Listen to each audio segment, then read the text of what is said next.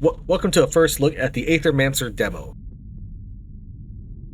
For too long, you've overstepped your place. Void will cover every city of our world, starting in Vigil. A fitting end, if considered. All was created, now all shall share our fate. First the fractured ruins, then all Terra stay. Then you, Mithras, Syrinx.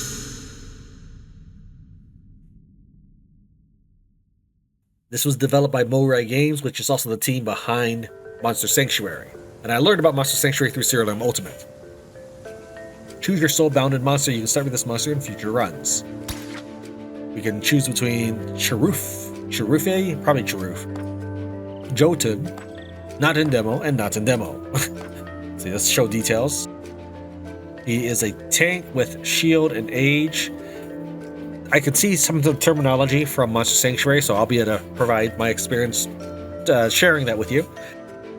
Age is as battles go on, assuming the mechanics the same, they get stronger. So this is about staying defended. When damage is dealt to this monster's shield, deals a combined water-wind attack with that much damage.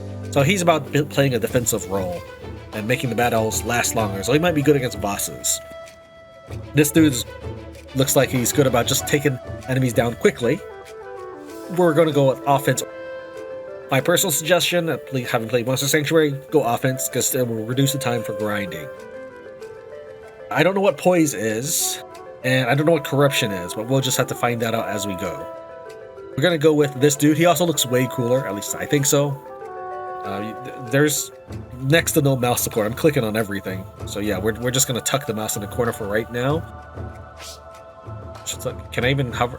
Yeah, I noticed in the main menu when I was starting the game, I couldn't do anything with the mouse. It's like Charuf as starter? You bet.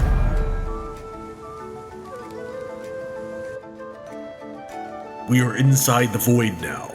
The entirety of the fractured ruins has been devoured by it. Wild monsters roam this area. My old friend, I will once again require your support in battle.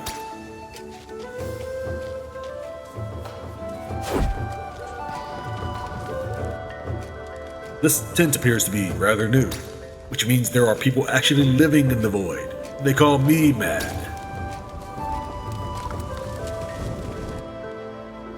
A wild monster is blocking our path. We will have to fight it.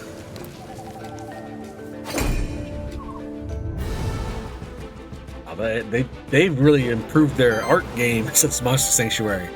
Monsters can use different actions in combat. Most actions cost Aether to be used. There are 4 different elements of Aether: fire, earth, water, and wind. You currently do not have much Aether. Your only option is to use a monster's basic attack, which can always be used to generate additional Aether based on your monster's elements. We generate fire and earth, so let's go ahead and just whoop him.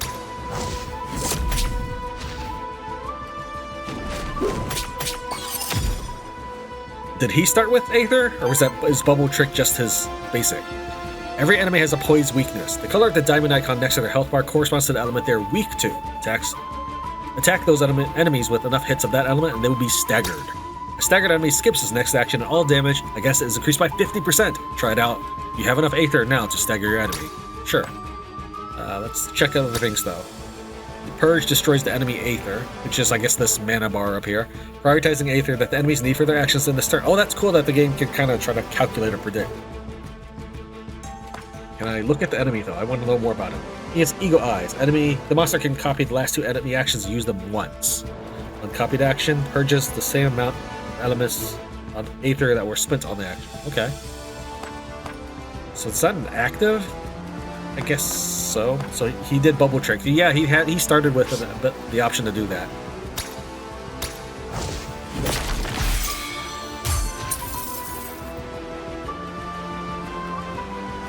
The enemy monster is now staggered, which means you can use the capture action on this turn. Capture action lets you gain a monster momentum, which permanently unlocks the monster across all runs. Use the capture action on the enemy now. It's one of the Aethermancer's actions. That's still the same sound effect as the previous game. Grab some momentum of the target staggered monster if it's not already owned. And what? I gotta kick its butt. Okay. Let's do the Ignite, because it's just a different attack kind. Just to see what it looks like. Yeah, the animation has really improved since Monster Sanctuary. I like it. Worthiness. This is the worthiness screen. Your monsters gain worthiness in combat through a variety of means like dealing damage, healing allies, or preventing enemy actions. Worthiness provides small permanent bonuses to your monsters, which persist when you rebirth your monsters on future runs. That sounds so cool. As a result of the damage I dealt to him, we get +2 from that, then +3 from me preventing him from taking an action, I guess staggering him. We generated enough Aether to get 1 worthiness, so 4 was 1 point, and that took us 3 turns, which gave us 7 worthiness. I'm assuming the faster you defeat the enemy, the more worthiness you gain.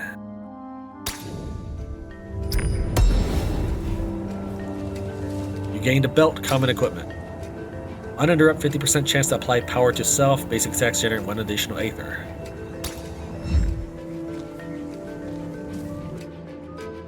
Ah, there is a monster shrine over there. These constructs have been created by my kind over the course of thousands of years. I can perform a monster rebirth there. We should do so. Safety in numbers. I don't know if this is the same world as in Monster Sanctuary. If not, I'm a little disappointed because I would have liked to learn more about that world. Monster Rebirth allows you to add a new monster to your party. You only require a monster soul to do so. Each monster shrine may only be used once. You start each run with 3 monster souls. Each monster shrine offers you a random selection of monsters equal to the amount of monster souls you have. I'm not sure I understand this. However, you also need to unlock monsters first by capturing their mementos. You currently only have the memento of the monster you fought earlier, so that is the only option available to you here. Okay. What's this about the other souls and stuff? I get the memento part. What does it mean by the other soul things?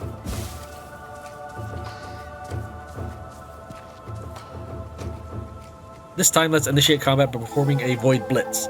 This ability allows the Aethermancer to ambush the enemies, which removes 2 points from the targeted enemy. This makes them easier to stagger in combat.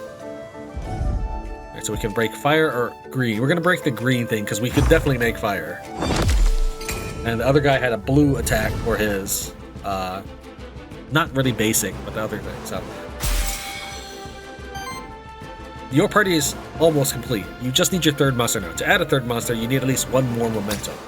Stagger one of these enemy monsters and use the capture action on it to gain this memento. Good luck! Let's inspect. I would like to learn more about these monsters before we gather them. 2-headed signature trait. On attack, if this was the monster's first attack of the turn, heals the ally with the lowest health by 3. If it was the monster's second attack of the turn, applies power to itself. Well, that sounds really good. Let's see, it's a side type. Okay. This gives fire wind. My guy's earth, fire, and water wind. So then there's the 5th one I'm missing, which is what? Just like Aether? Earth, fire, water, wind. Water, wind, fire, fire. Right, so I will be ending up doubling up on a Aether type with one of these 2 dudes. This guy has hot temper, applies 1 temporary power to itself. A temporary stack of power, which increases damage on each hit by 1. An attack consumes all temporary power at the end of turn. Okay. Every 10 times this trait triggers, applies 5 burn to each enemy.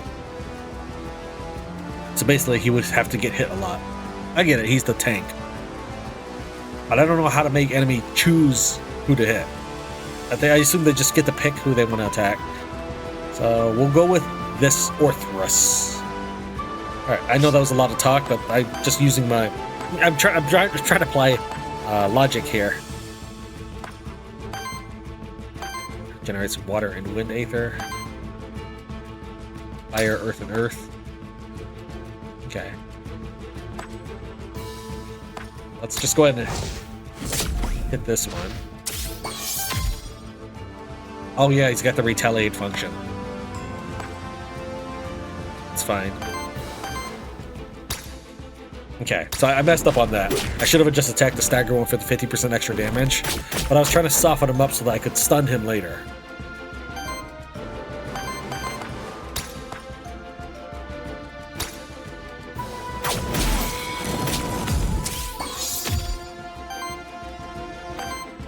Okay, we still want the top one, so we're gonna actually just go ahead and capture now.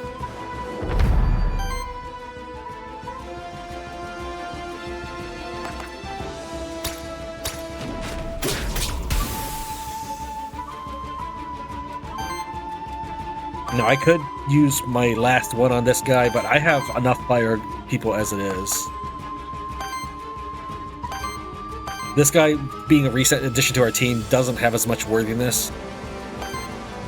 But I assume I will get more worthiness overall for my whole party. Not like per... Okay, sorry. Let's pretend that I do more damage with this fire. He might get, say, 6 worthiness points, whereas if I did it with the Wolpentinger, he might get, like, 4. So if we look at the party as a whole, that's what I'm trying to equate. But I was thinking about giving the worthiness to the new guy. I'm not sure what the difference is between those two screens. The worthiness was, like, 30 out of 300, and then we get this one with little bars. Rapid fire.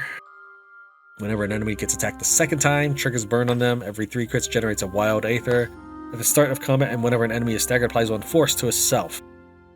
Turns each hit into a critical hit, which deals 50% more damage, rounded up, and plus 1 poise damage. Each hit consumes 1 stack. Yeah, we're going with that one.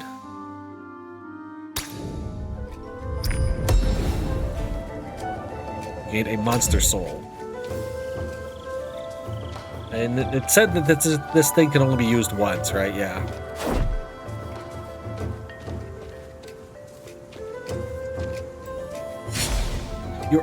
You are up at a height now. You can use the void dash between cliffs. When you get close enough to another cliff, you can see the phantom series to indicate that you can void dash to that cliff. Try it out here by dashing to another cliff. Press left shift to dash when you see the platform.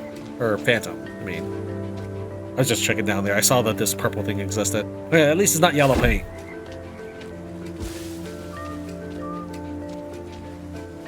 Hopefully I can make that. Okay, you just jump down, that's all. I see. Alright, it's best to think of them as grappling hook kind of things. Body made of Aether and a fellowship of beautiful little monsters. You must be an Aethermancer. I hope you're here to help us out and not cause more problems. I will try my best. Who is us? Sorry, rude of me not to introduce myself. I'm Lily, resident witch of Pilgrim's Rest. You should come visit sometime. It's beautiful when there isn't a void threatening to swallow it whole. Perhaps I will. My name is Sirius. I hope that no ill fate befalls Pilgrim's Rest and its people. That's sweet of you to say. I knew it. Somebody with a band of monsters following them around can't be a bad person. How about this? Meet me in Pilgrim's Rest and I will offer you my services. I'm an expert at soul bonding, you see. Soul bonding uses a monster's memento to bond its soul to you, which means it's always there when you need it. So whenever I go into the void anew, it's there at my side, if I choose it. That could be useful indeed. Exactly. Also, I can help you out whenever we run across each other in the void. Here, I found this blank memento. You can use it to craft a memento of a monster, right? Oh, okay. I bet the first thing was experience for this run, and the other one was worthiness for meta progression. I hope I can help you and your monsters out.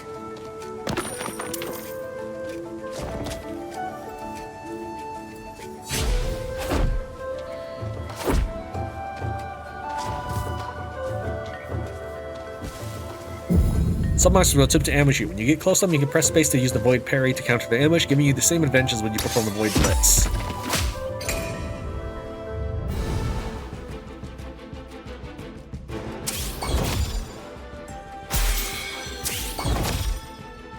Alright, well let's inspect and see who we would like to use our memento on, if either of them. This is Earth and Water and Earth and Fire. Critical, Regeneration, and Poison. Heal and Regeneration and Weakness. Wholesome. At the start of combat, applies 1 regeneration to self. Whenever regeneration triggers on this monster, applies regeneration to each other ally, then triggers regeneration on them. Okay. The crit applies poison, and this monster gains 3% chance for every poison stacked on enemies. Whoa, you do fire. That? My dude doesn't have that. Wow. Against all enemies. 2 times 3 damage. That'd be 6 versus 8 here with the single attack. Okay, that's really interesting. Critical, Regeneration, and Poison. Okay. Now I know we had that other guy. I wish I could look at what he was. I kind of want a fire and water creature. I don't think it was either one of these, was it? So here, this is Earth and Water.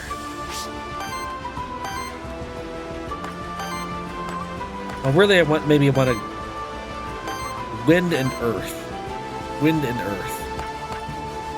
Sorry, I know I keep looking. Wind and earth. He's earth and water. Okay.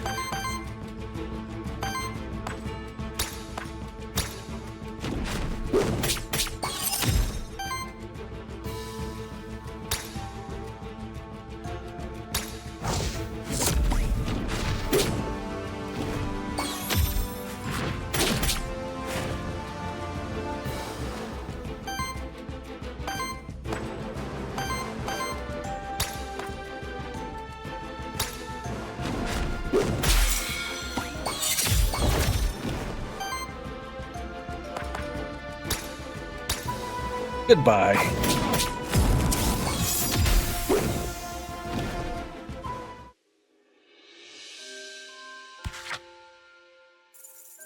Let's take a look at that.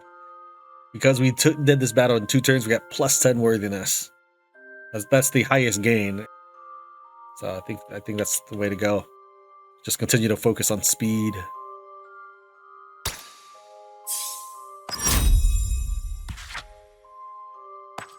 We have on every 4 crits purge 1 Aether. As long as this monster has sidekick, other allies gain plus 2 damage. Interesting.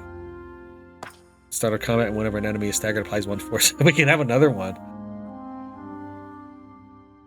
Huh.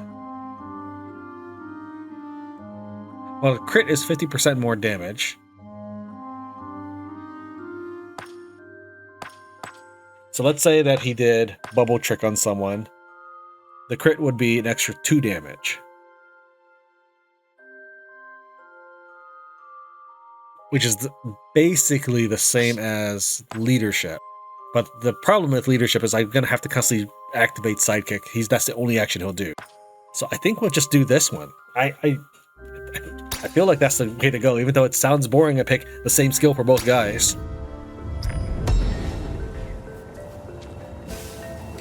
Gain salve rare equipment. End of combat cleanses 3 corruption from itself, grants a 10% chance to evade an incoming hit. What happens if I pick the same character? Do I get to move that around? I don't even know who has corruption right now.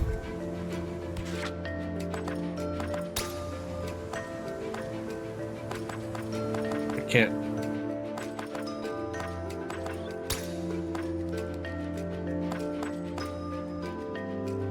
Okay, I can't select that for any reason. These branching paths lead deeper into the void.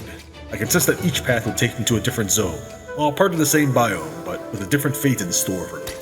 This is about the beginning of my journey toward the core of the void. Night, Aether Spring, and Envoy. Well, I don't know what any of that meant.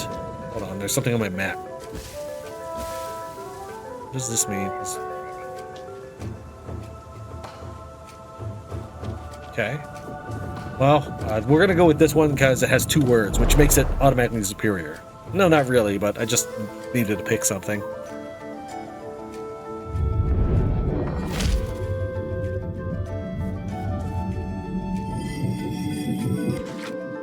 When choosing your monster, you should primarily consider the monster's signature trait, elements, and types. This way you can quickly identify what the monster's strengths are and what role it can play in combat. Okay. I mean, we're just going to go with this one, so we're not, what is it? Not out, is it outnumbered? Outmanned.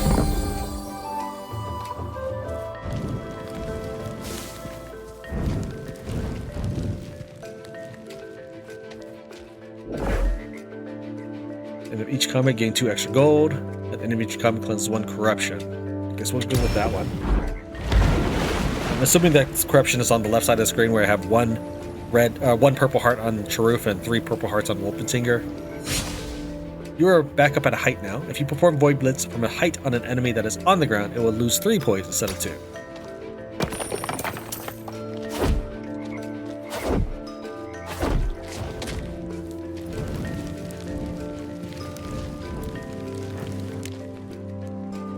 A soul altar, a crude altar crafted by the Monster King many centuries ago as a place of worship of the monster deities. Sacrifice is required for those who wish to use the Soul Ulcer's power. Should you accept, one of your spare monster souls will be released to the void. You may then choose a temporary boon that will aid your monsters in the next 2 battles. You'll be offered a selection of boons based on type of monsters. Soul Ulcer may be used multiple times, but only one of its boons may be active. I don't wish to destroy any of my souls.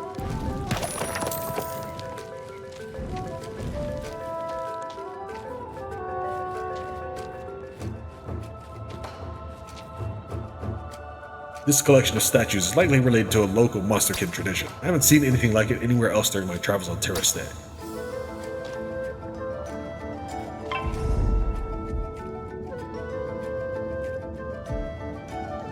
There's a third one down here.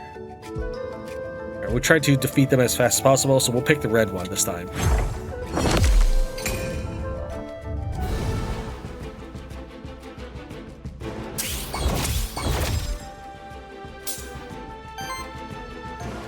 Your monsters don't have to fight alone. The Aethermancer can also use certain actions in combat, such as artifacts. Artifacts are special items that you can use in combat. Each artifact has a certain number of charges, which are refreshed whenever you get to a rest site, so you don't have to worry about losing them when you use them.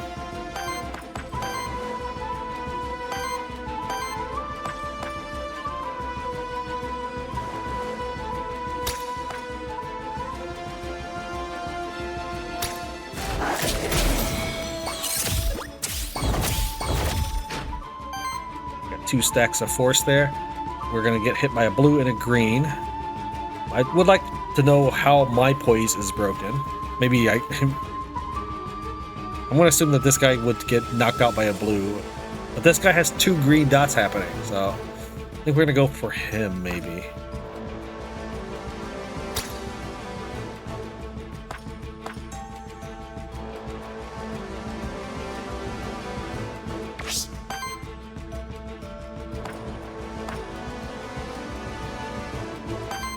Alright, let's just go ahead and do that. Then he won't do the green thing. He lost his Aether for it anyways.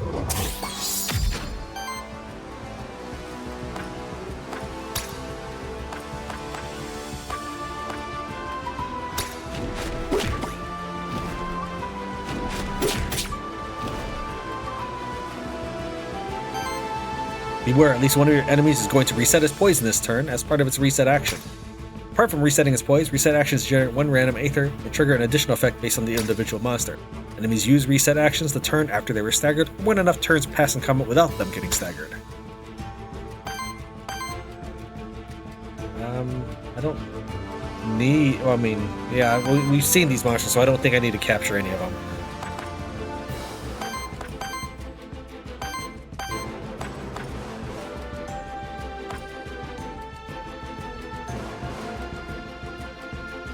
I won't be able to do Ignite, but this is superior. Let's see, this is 12 damage, this is 12 damage plus Sidekick. I think we spend our Aether on this.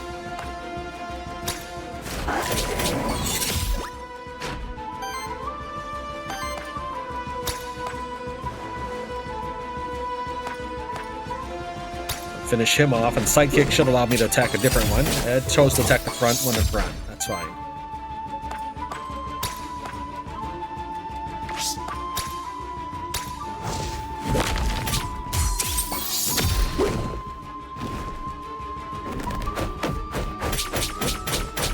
Jeez. Did it just run away? Or did it die? It probably died. Does this do anything for corruption? I don't think it does. Explosive Rush. Deals 5 damage to itself. I don't like that at all. I don't know if that'll increase my corruption, but I want to see what this Explosive Rush does.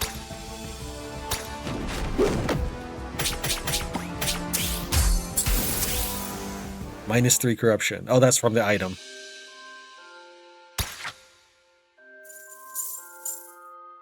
We got 7 worthiness for 3 turns. We actually managed to break over the damage dealt worthiness. So maybe it's every 10 points of damage. Okay.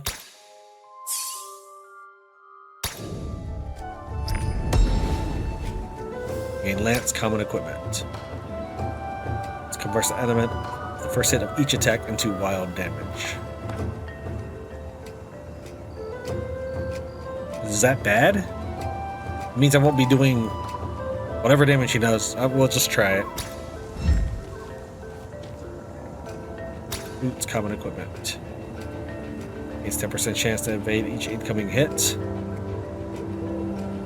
And we're gonna scrap that one. See what happens. 3 gold.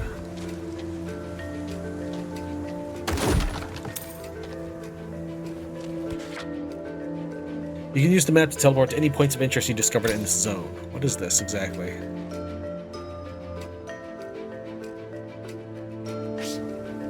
Oh, that's cool. Oh, that's the soul thing.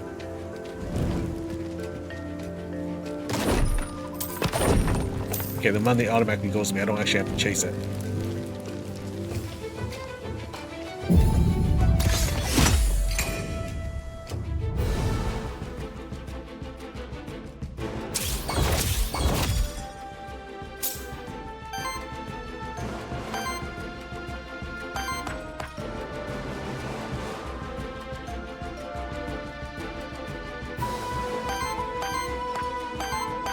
Get a yellow, I can do grapple, but I don't have any way to get earth easily. Unless I switch that belt to somebody else or something.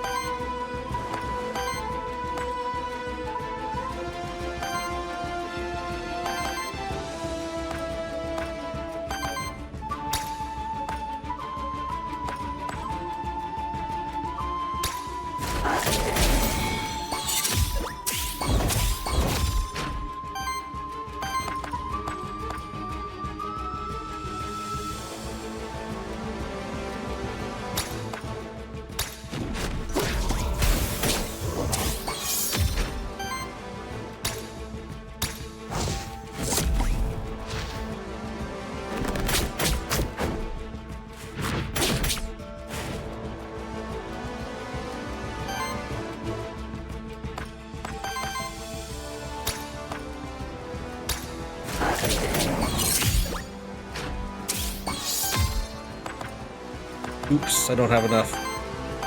No, I needed an extra fire one to do that one a second time.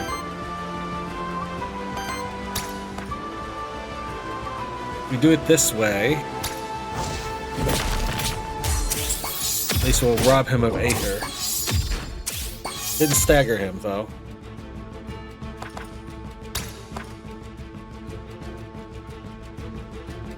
I don't think that's... No, it's not gonna work.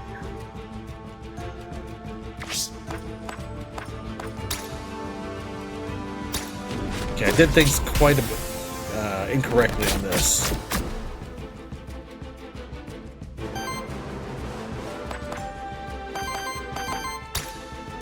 Be gone!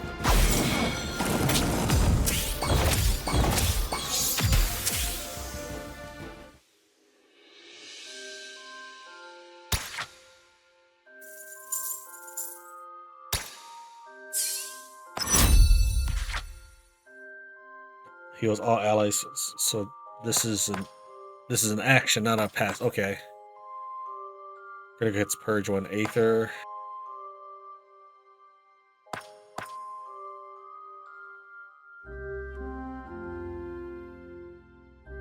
Do I currently have weight? Let's inspect. Alright, we have 1 earth. Okay, so we don't really have a lot of ways to spin earth Aether at the moment, so I guess we stone edge it. I like the idea of healing my team though. I probably really need to spin earth power. Okay, this is going to be a trait, interrupt, which is triggers when enemy action is interrupted, such as staggered. So I can have a free sidekick essentially, or I can heal myself regularly every time I hit for 4 hit points.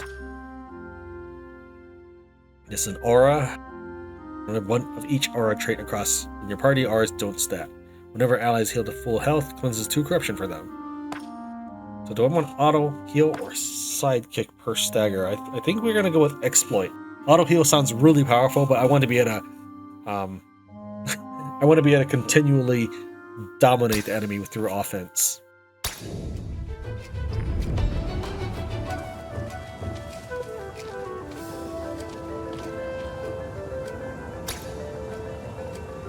A 50% chance to apply weakness, increase the damage of each water hit by 1. Alright, let's see what happens when you select someone with an item. Scrapped old equipment salve. So you can't just move it around? That's weak.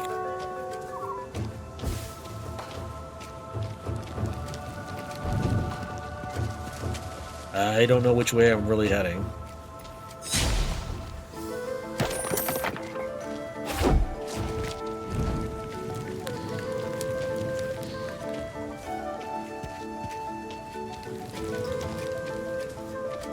Okay, we have a whole area to the north. I like that.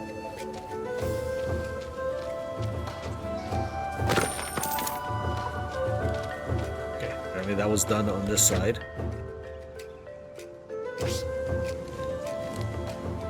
Okay, I guess that's just a monster battle icon on the map. It's not. If the monsters were to respawn, perhaps when you charge your artifacts, like a Dark Souls bonfire, that they would be right there. Okay. Never played Dark Souls, but so many games use a resting mechanic that allows them enemies to respawn. And my first introduction to that kind of mechanic was Dismantle. I don't have very many water or green attacks.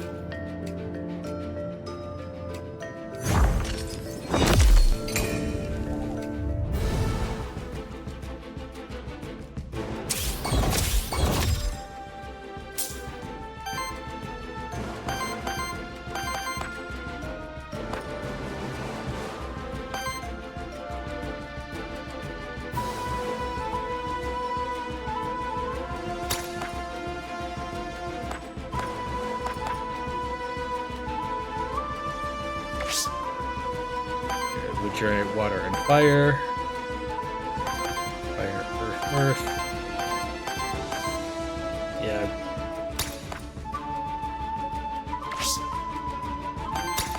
Why does this basic attack? Oh, I think it just... No, that's the wild attack. It does it no matter what. Interesting. Okay.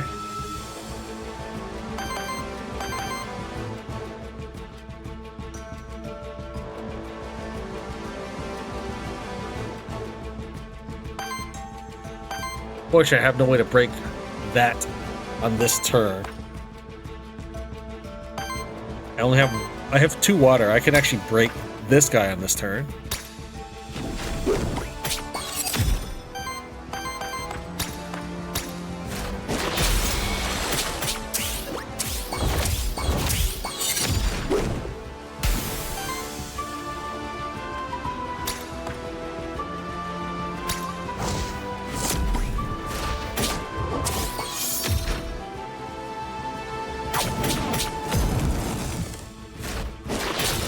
Now, when your monsters die, they're permanently dead until you do the rebirth thing, which I guess generates a new monster. But they probably keep the meta progression. Ignite and occupy. What is that little icon with the eyeball? Is this some sort of special? Because...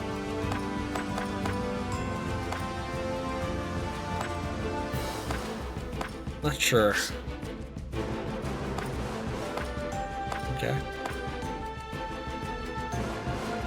And how much poison would that knock out? That would knock out 1 for each hit.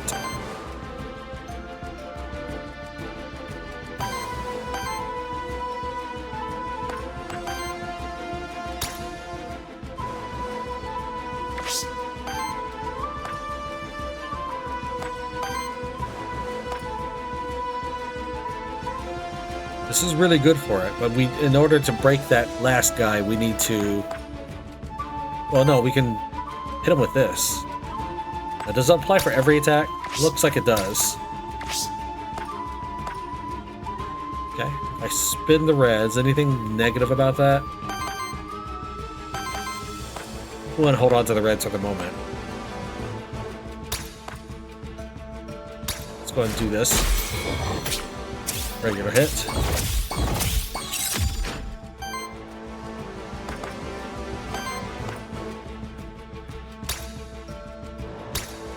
This time I should have enough fire Aether left over. It's not that I need it.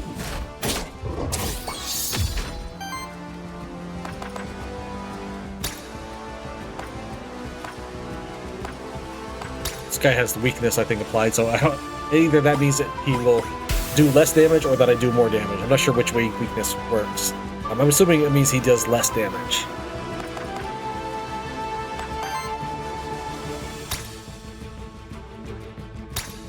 I was just trying to think if there's a way I can squeeze up more damage.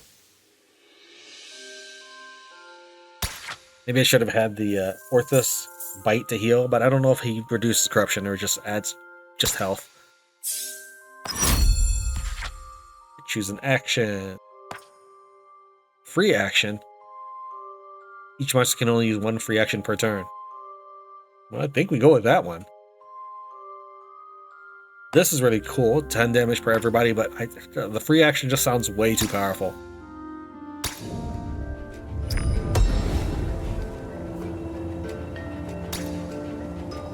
Alright. Converts one random Aether into Wild Aether and shields self for 2. So only when I do a support action.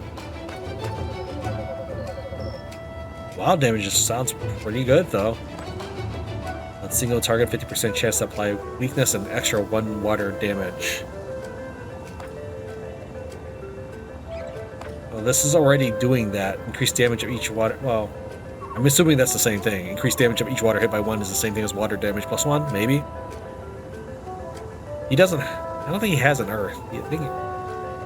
Either way, yeah, I think he's yellow and green.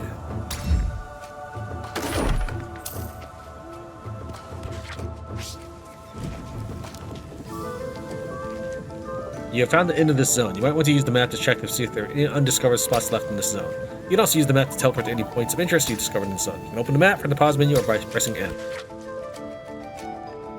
What is... that's probably the... I think that's the altar that we didn't do anything with. Check out this, make sure we've explored everything. Yeah, that's just...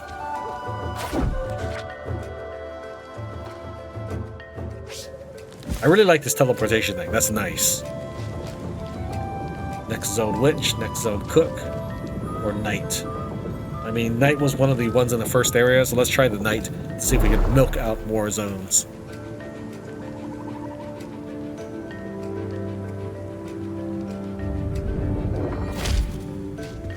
Okay, what happens if I interact with it? You have no additional mementos and can't rebirth any monsters. Try to capture an additional memento and come back here to rebirth a third monster. Well, I already have a third monster. I just have intentionally not done any mementos because I haven't seen anything that just catches my eye at the moment.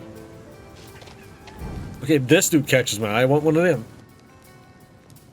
Hail, fellow Void Delver. You have a terrible affliction upon you. Your head is on fire. That's just my face. I'm an Aethermancer. My name is Syrinx. Apologies, I've never met an Aethermancer, but I've heard many stories about your kind.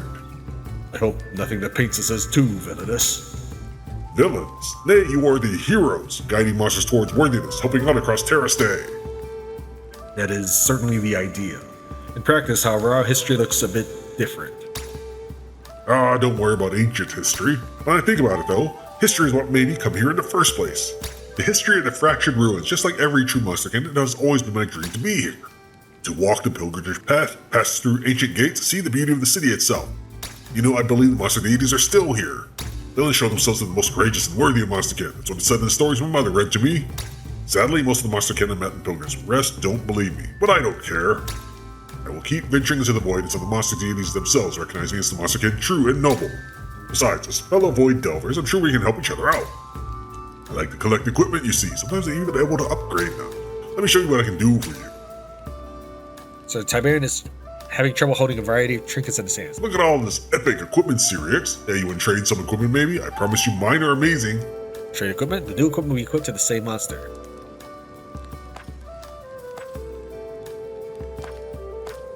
Are you gonna tell me what it is? Let's try this. Let's try this lance, I suppose. Does he? All right. Well, let's just.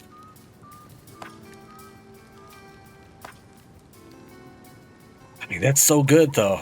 But let's try it. Not bad, not bad. Which one would you like in return? Your choice of equipment for Orthus.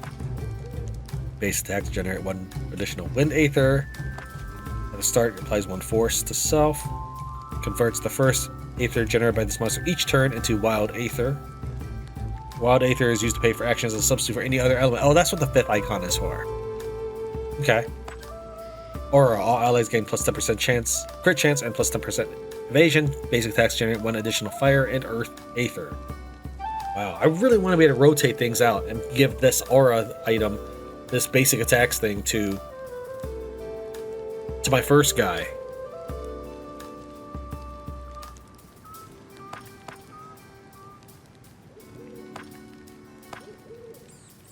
I mean, that would really help me with the wind. Wind is my weakest thing. I have the least options for wind. But we're going to go with this because it just is the biggest draw to it.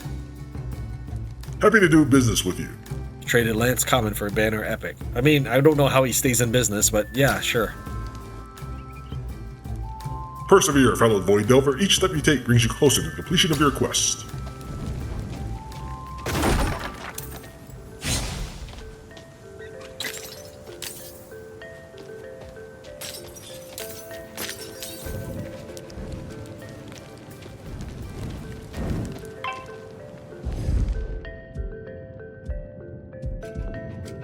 Here, okay, let's go for this blue one, maybe?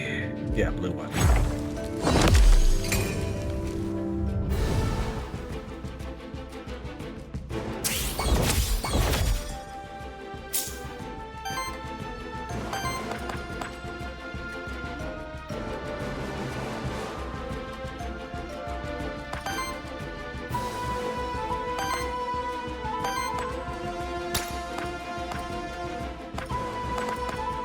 Try to just look at something there.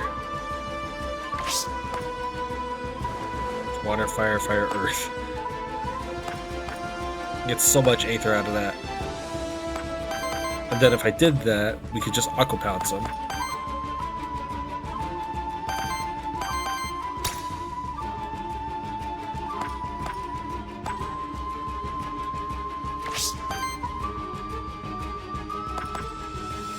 Alright, we'll do Bubble Trick first.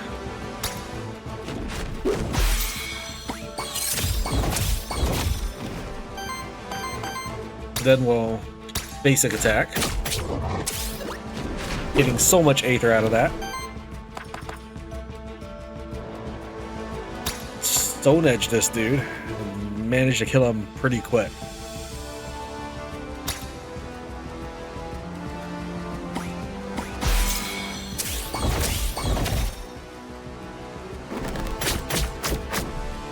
Whenever your monsters take a certain amount of direct damage from enemy actions while being protected by a shield, they take on Corruption.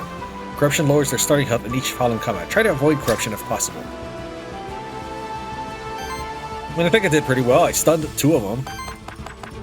My sidekick. Oh, I didn't do that last round.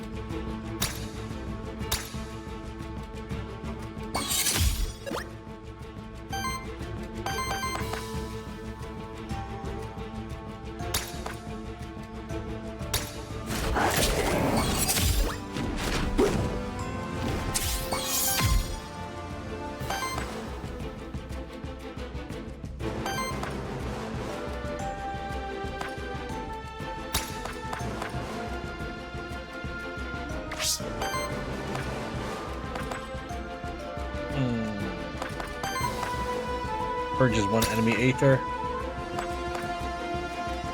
Now does it? Okay, yeah, it does tell me. So it's automatically going to purge the blue Aether no matter who I hit from it. Okay, that's good.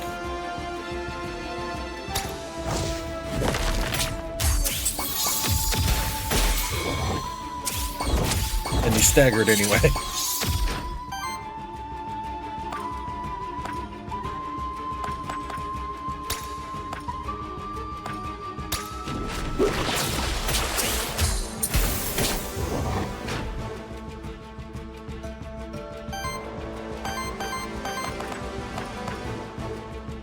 Oh, it's not a free action in that, it still cost me Aether to do. My bad. I probably said that when I was leveling up.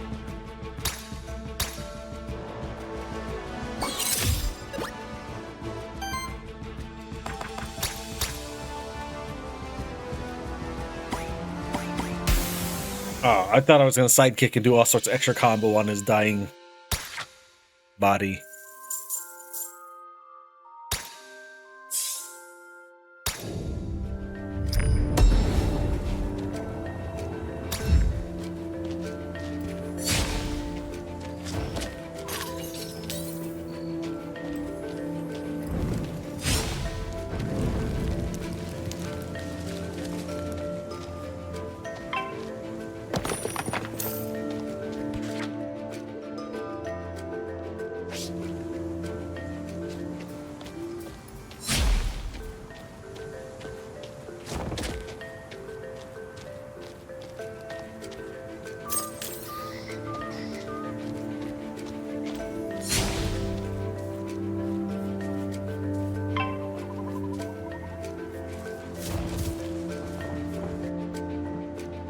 There seems to be a wind elemental challenge here.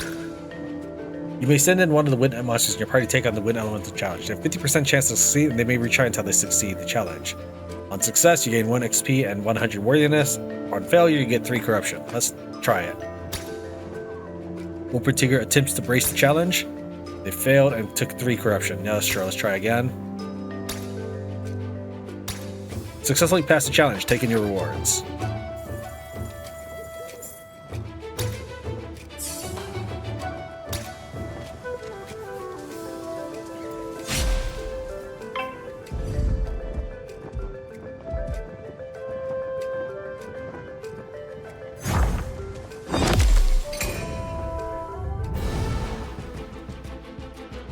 Yeah, I don't think we looked at the dragon last time we fought one. Did we fight one? You're fighting an ooze. Its signature trait can be tricky to fight against, as it can deal increasing amounts of damage to your whole party if left unchecked. You inspect your enemy's signature traits by pressing F to use the inspect feature in combat. Alright, so the Gift of the Worm applies temporary power to self on attack, transfers all power and temporary power stacks to all allies. Maybe I did look at it before. Putrid Order applies 2 poison to self. Whenever poison triggers on this monster, enemies also take damage from it. Start of your turn, this monster takes X earth damage, then consumes a stack. X equals amount of stacks. Okay, so he's gonna continually poison himself.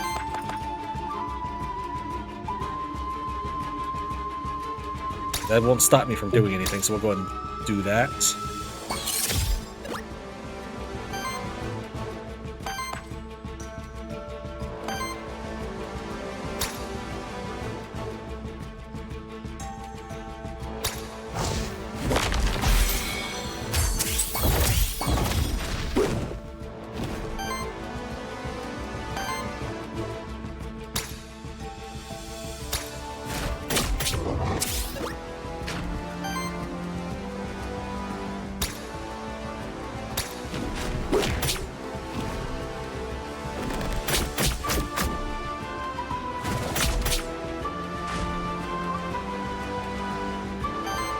Okay.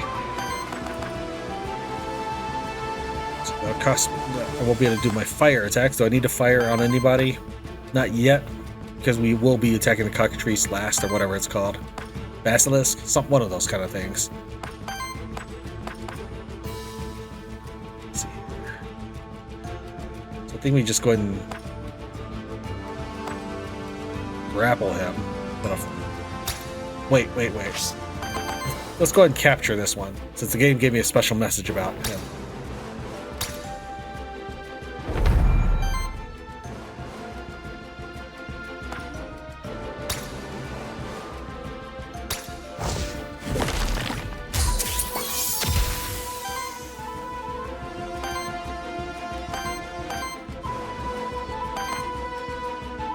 Okay, and then we're gonna do this, and the next one will give me some fire, so that way we can stagger the bird next turn. Right, yeah, I'll get 2 fire out of that.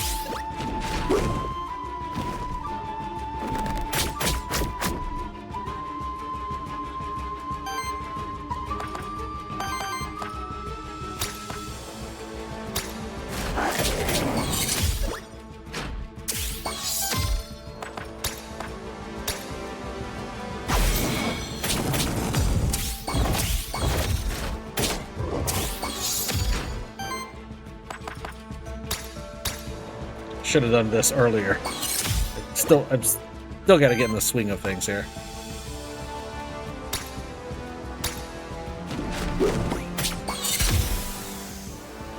I might have won that last round if I had just did it that way. Still don't think it'll let me do a finishing strike like that, but we'll go ahead and do it this way. See, this will be 12 damage at least, and then this will be 21 damage.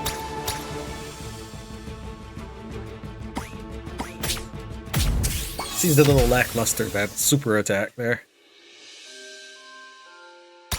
Also, the victory music's a little weird. I feel like a different song's about to play. I don't know what it is, but I feel like a different song. Got a gold medal on the hand icon, which is actions prevented. Okay.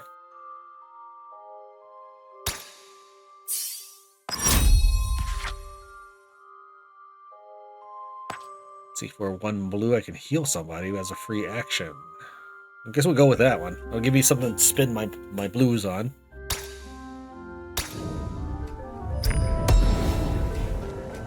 Blade common equipment, crit chance. So we're going to scrap that.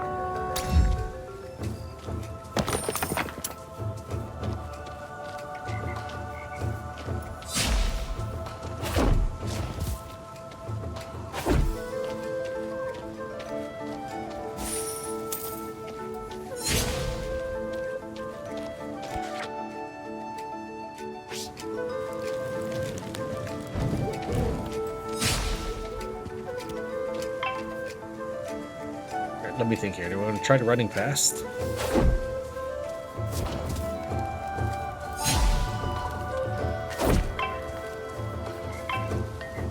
Not much.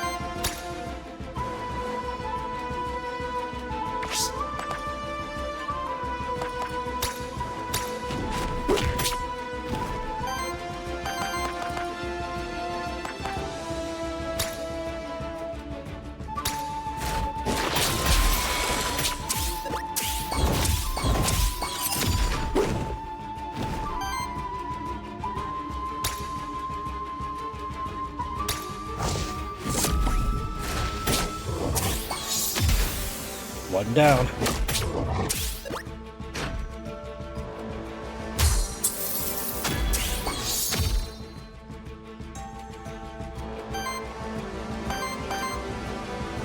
I guess fire ritual makes us both stronger. Okay, wow.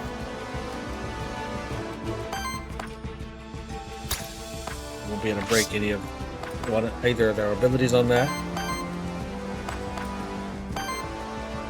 I can definitely stagger the one on the right.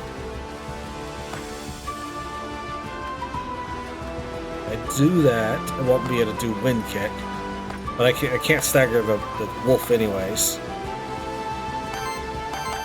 Looks like he's on Fire Fang as well. Purge enemy of 2 Aether. That would break it though. Generates triple fire.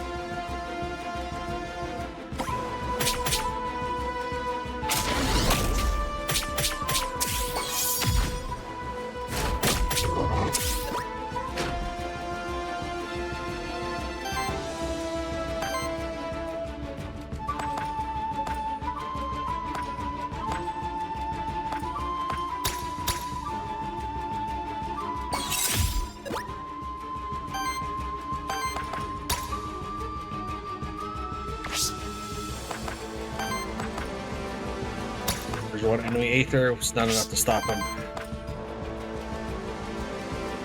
If I do that, I'll have to do that as my action. I'm gonna spin the blues on anything. I think we're okay. Let's go ahead and heal.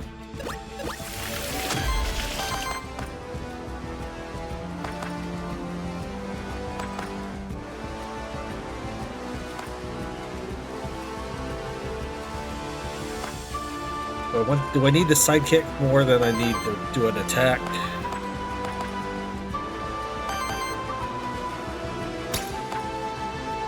I think I'll go for the sidekick. I'm not sure which does more damage here.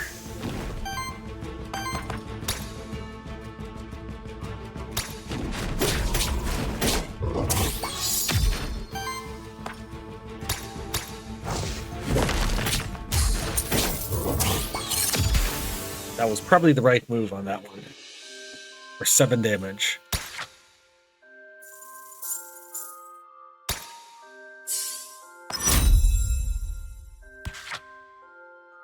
Let's see here. For every 4 burn, crit damage. Every 3rd hit is a critical hit. For multi-target actions is every 2nd hit against each monster instead. Whenever this monster purges or steals Aether, it breaks 1 poise of the same element on all enemies. So whenever I use the yellow attack.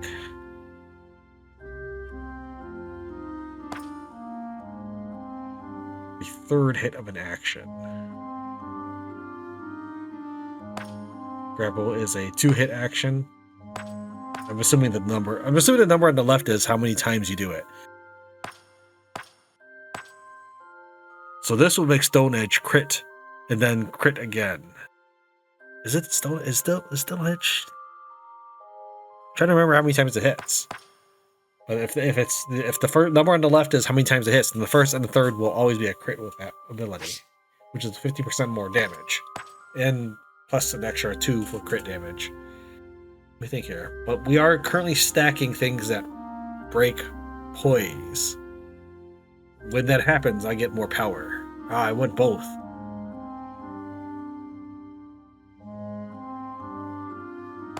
Go with this one.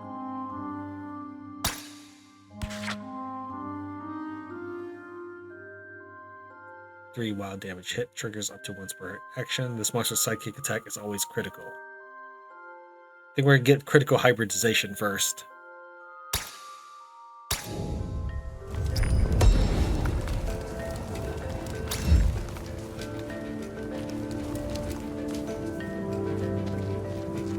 Next zone merchant, witch, loot drop epic. That's probably a big fight.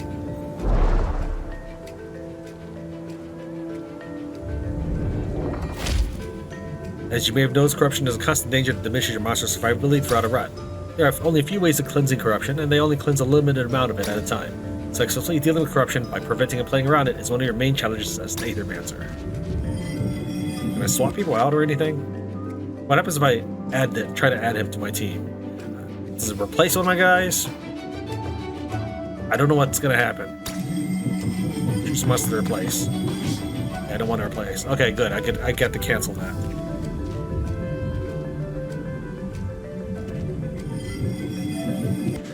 Actually, hold on.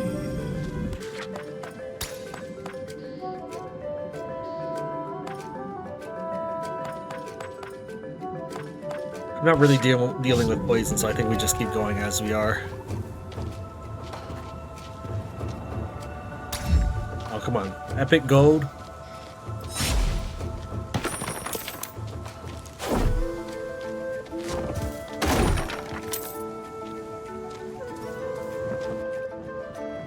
This tit appears to be rather new. Are these maps randomly generated? This is a champion monster. You face them at the end of each biome. They are tougher, have more skills, and use 2 actions each turn. Oh, did I shortchange myself on going to this one? Alright. You have to defeat them to advance to the next biome. Or is each map called a biome?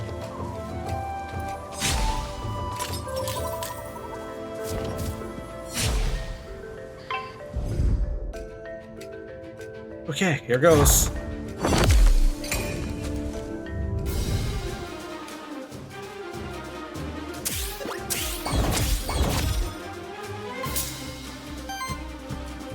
While most enemies have a simple poise weakness corresponding to one of the 4 elements, some enemies have special poise weaknesses. This champion monster isn't weak to any of the 4 elements. Instead, it simply needs to be hit with a great amount of hits to be staggered, regardless of element. And also, since it's a champion monster, it only loses 1 of its actions when it's staggered. Lame. Alright.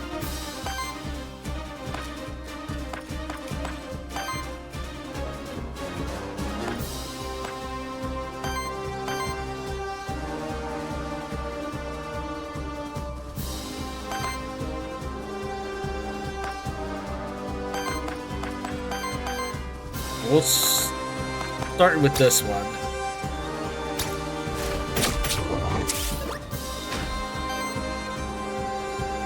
That gives me quite a bit to work with. Purge an Aether.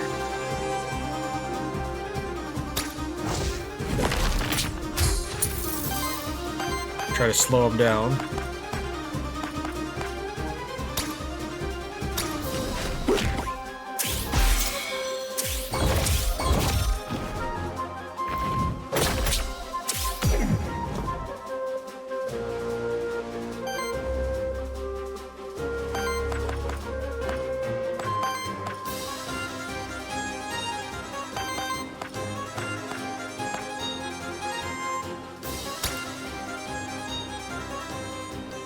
Still doesn't slow him down that much.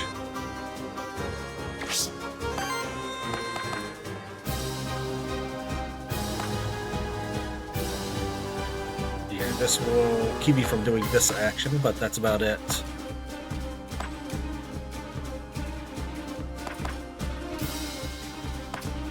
I think that's okay if we do. 6 damage for 1 mana.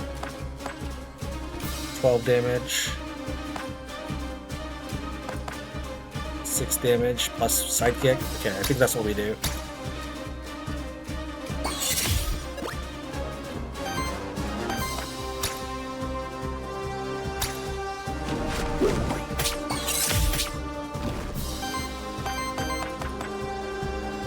Did you heal yet?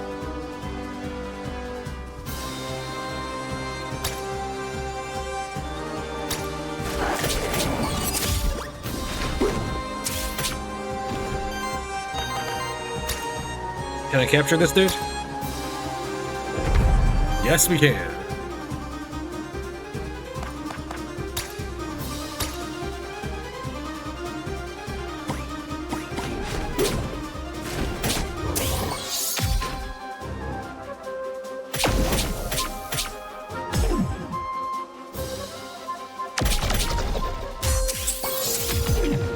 I'm glad I didn't target the same guy both times.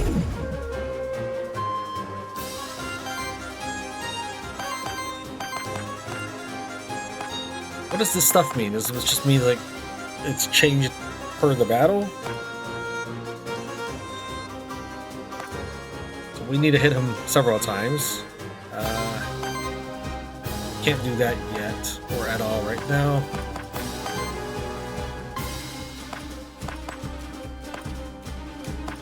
I can do 3.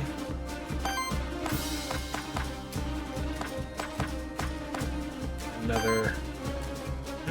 I think he'll die before we end up staggering him again, so we should probably just hit him as hard as we can. Can I purge that stuff out of existence, though? Might be able to. That'll purge 1 Aether, and then this will purge another Aether.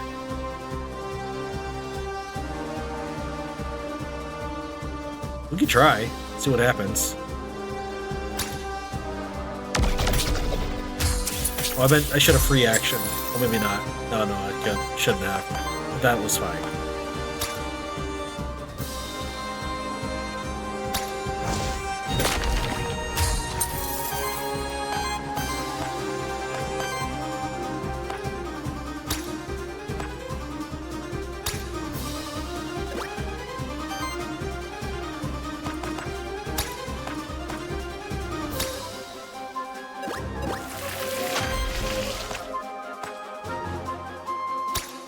Alright, next turn he should die. Right?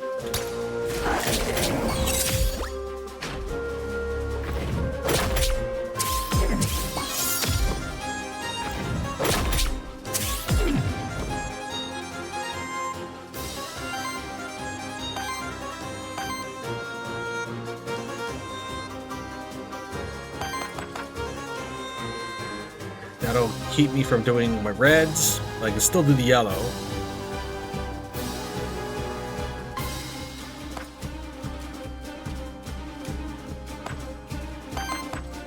Or I could hit him with this instead.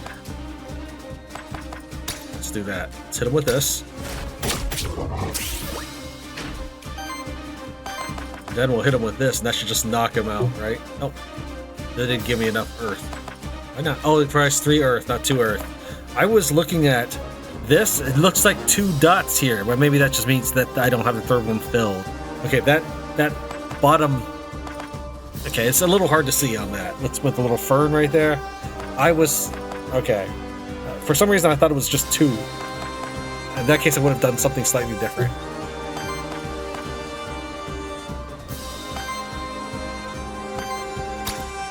Should still be able to kill him this round, though.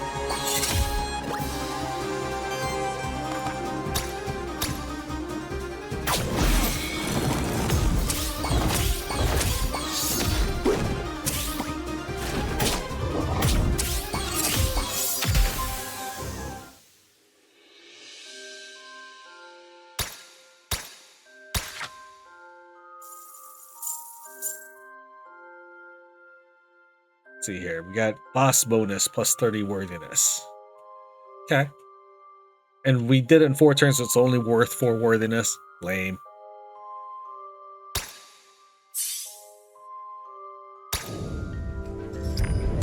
I already missed my salve for reducing corruption. Shooting dust artifact level. No, just an artifact for... Okay.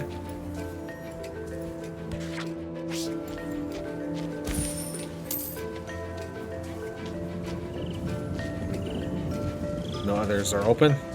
Guess not. Done everything here? Yeah. This one had no name. Is this Pilgrim's Rest? The map at the top is not very good at this, I think. You've entered the rest site. This is a safe place in between the dangerous biomes with Void. The cauldron you see there is the monster meal, specially prepared for your monsters. It will cleanse a large amount of corruption for your monsters. Interesting. Another Aethermancer. Who are you then? Child of Soul? You are familiar with my kind? That's unusual. My name is Syriax. Many things are known to us. Apologies, but who is us? And what are you doing here anyway? Why, this is our home, the Fraction Ruins. Is there a better place on all of Terrastay? And by us, I mean us, a humble trader living a simple and modest life, and his associate. Say hello, Sally. Are you aware you're inside of the Void? Yes, the Void. A natural part of our world, I'm afraid. Life and death, Aether and Void. With the chit-chat out of the way, perhaps you're interested in my wares? Care to buy anything? Okay, what's the number at the top? There's a 5 here and then a 3 below that. We have 100. I don't know if that was just the game giving me that because of its demo, or we actually just naturally picked up 100. Steals 1 Aether. Lake Memento.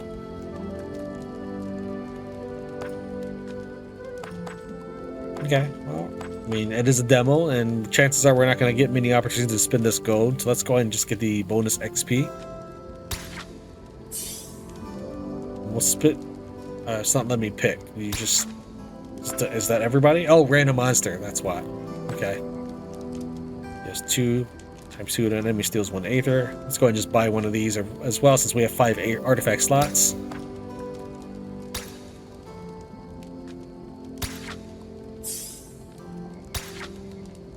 And we'll save the rest.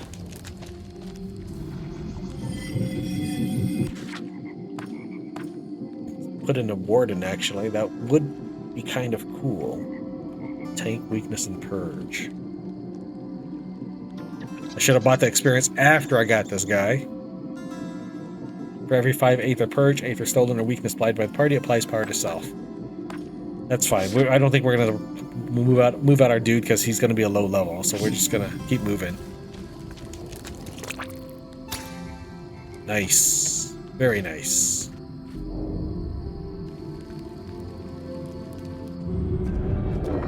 Forbidden Fortress.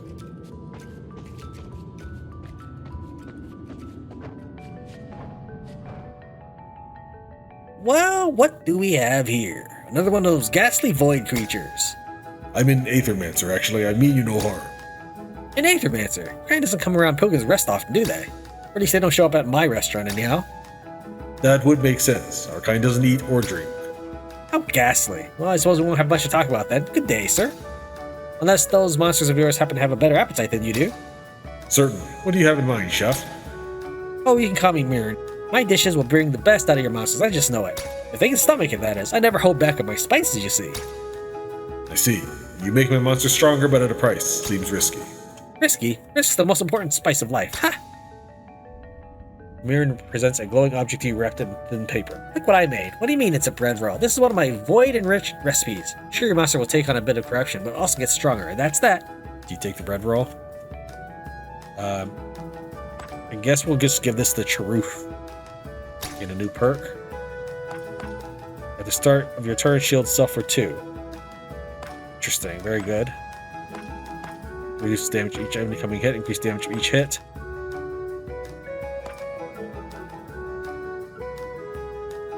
If it was one of the sidekick characters, like the Wolpertinger, I think I'd go for the damage +1. Since it isn't, we're going to get the shield generator. See, nothing that your Sheriff can't handle. That's all I have for now, but I'll whip up something new by the time we meet again. Your monsters won't go hungry as long as I'm in the void.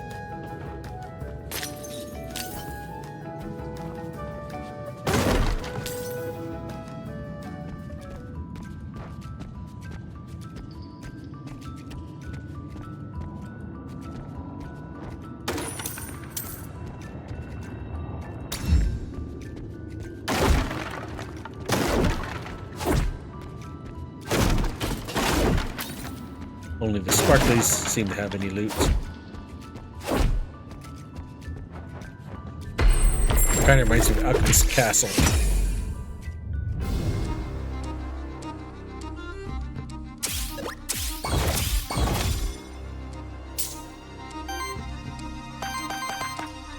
Shields all allies for 10. 2 damage against target enemy. That's the one we bought. Let's take a look at what these guys are, though. So if I were to memento them, I don't think I would get them at level 4, whatever level they are at. I don't think so, because the champion I had would be level 1 when I summon them. What did I say I wanted originally? I wanted, let's see, here's Earth, Fire, Water, Wind.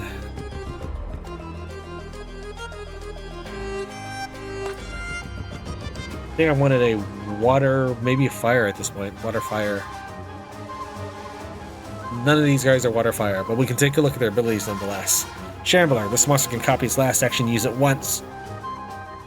Terror on enemies to deal 2 more damage. Okay. Terror kind of reminds you of that one game where you play the Monster Master, and then the heroes enter your dungeon. That was a pretty cool game. Earth and Striker. For every 12 shield this monster receives or applies to other monsters, applies sidekick to self. Okay. I think we'll start with this guy first, because he applies Aura of Terror. So the bat dude.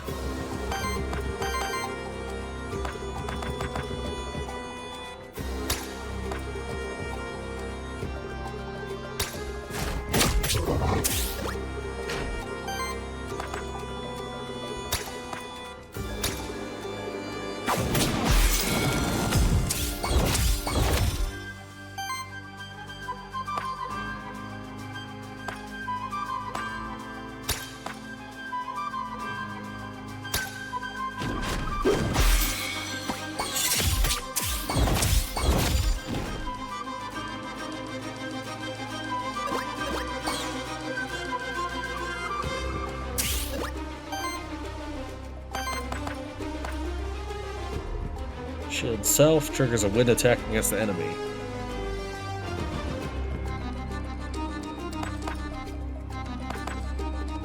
I don't think we do that. That sounds pretty cool.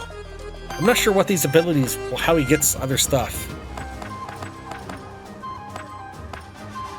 It's not his trait, but he just gets something extra actions for some reason.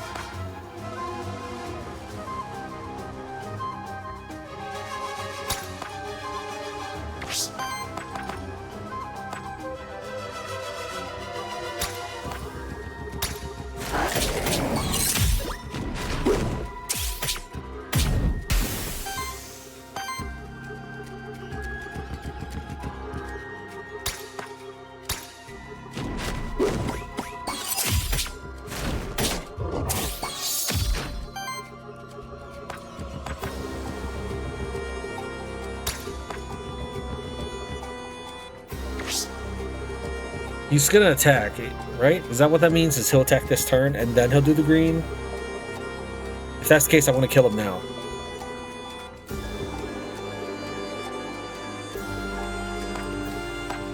I'm not sure. He's got this right now, but then he's gonna do this too. Or let's. What kind of ability is that? Hurricane Punch. It's gonna be 9 damage plus shields. Alright, let's just go ahead and pop him now then.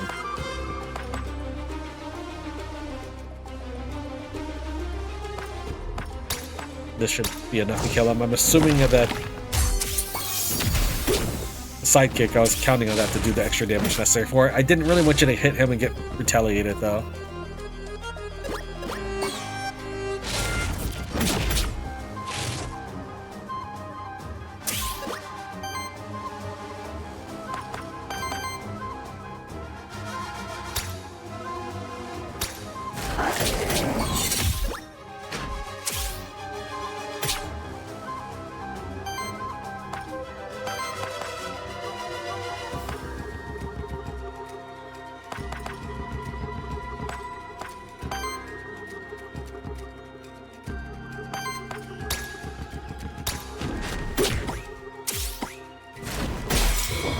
I was hoping for that.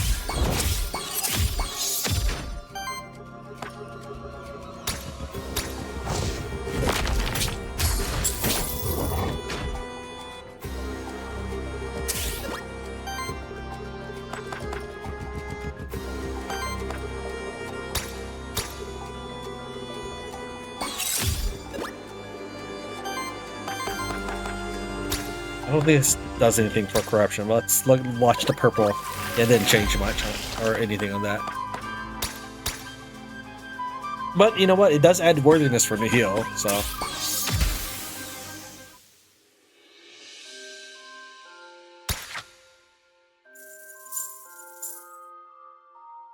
Even though we entered a new era, we still get that water bonus from earlier.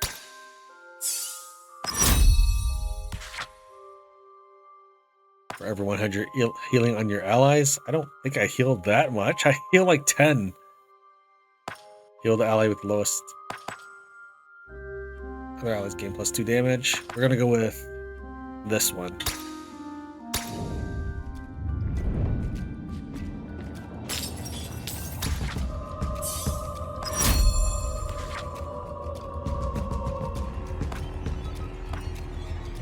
On attack, consumes up to 1 fire. It can deal a 5 damage hit and apply 3 burn.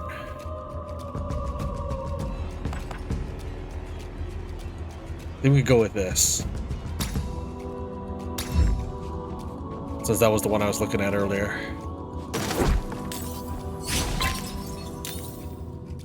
Okay. I don't think there's much I can do. So we're just going to start attacking. I think this is the first, maybe one of the first enemies we've, never mind. I was gonna say, I think it's one of the first enemies we fought that is weak to fire, but no, it's not. I know I fought others, like that crab dude.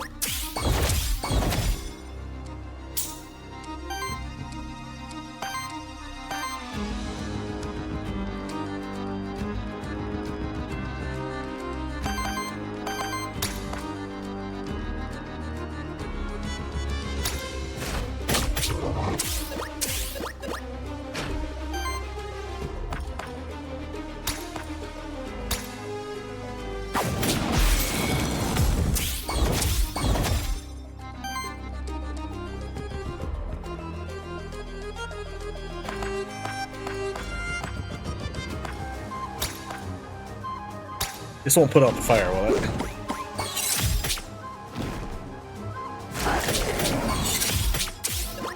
Okay, that was a lot of damage for a first move.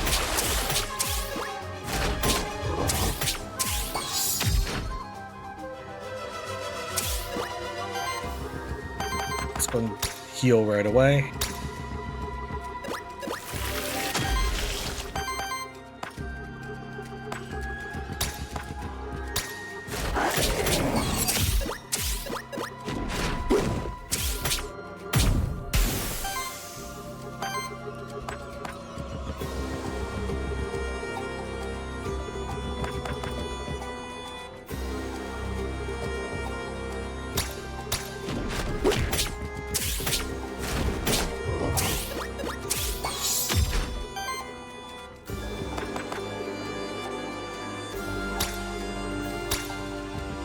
That should kill.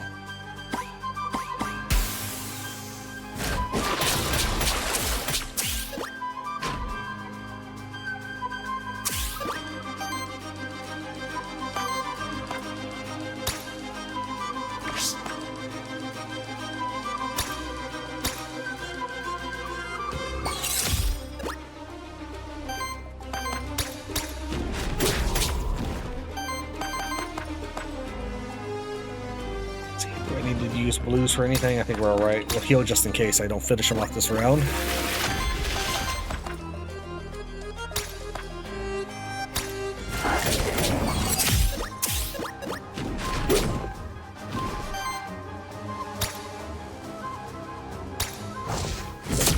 I was trying to think if I should use my artifacts.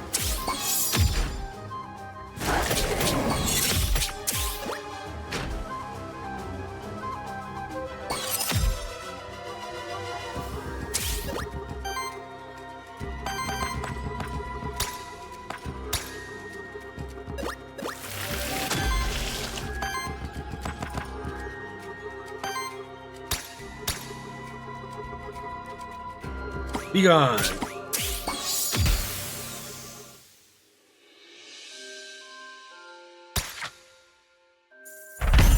There, we got a first worthiness. Evasion plus 15%. Okay. I feel like that wasn't worth it. Like, the traits are way more cooler than that. But I'm assuming the traits that we're getting and the actions and such are for this run only, I'm assuming.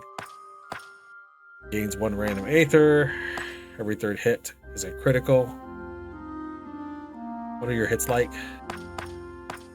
You don't have... Only Aqua Pounce is a 3rd hit. So I think we do... Sidekick Generator.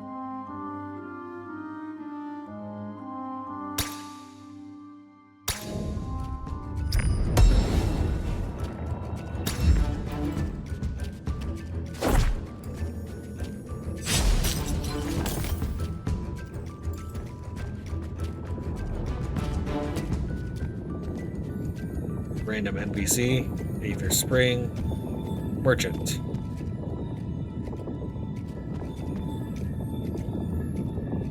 Okay.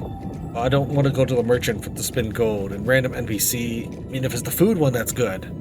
I think we're going to go with Aether Spring. What I mean is, the last time we went to Aether Spring, we found this one thing where you could choose between earth and water, and I picked the water to reduce corruption.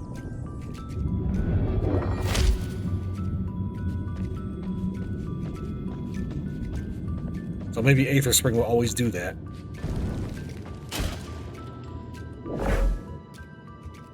The start of turn generates 1 water Aether or wind Aether. I would like to see my team and take another look at things. I feel like I'm...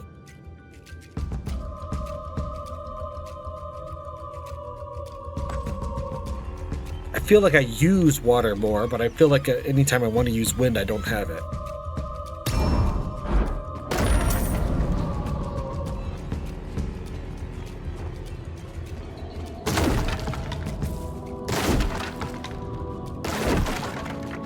Is there nothing in here? Don't see anything. Wait, interact. These barrels exude a foul stench of sulfur. They contain a thick red liquid. Without a doubt, it must be fermenting red wine. I can't indulge in it anymore, but those distant memories of my past life still remain. The new residents of the Forbidden Fortress certainly seem to feel comfortable in their home. Void be damned. Or perhaps void enhances the flavor. Who knows?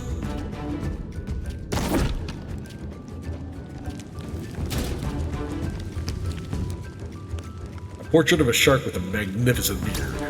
I honestly do not know what it is. It's neither a monsterkin nor a monster. At least none that I have ever encountered. Certainly the meaning of the portrait has been lost when the original inhabitants of the fortress abandoned this place. Maybe it simply represents wisdom.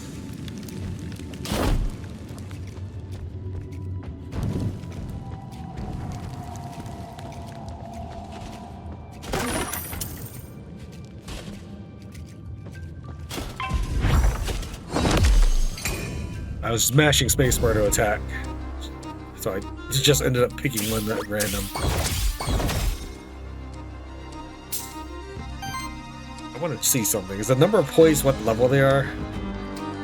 No, it's not. Because this one has 6 poise, but only is level 5. Schadenfreude. The first ally and the first enemy to use an action each turn get 2 terror or 2 burn applied to them. Okay. If it wasn't for the first ally part, I would probably try to take this guy. But maybe I should just continue collecting mementos nonetheless. We'll save one for the end of the map, but see, we have 2. So we can spin one on one of these guys now and then one on the champion at the end.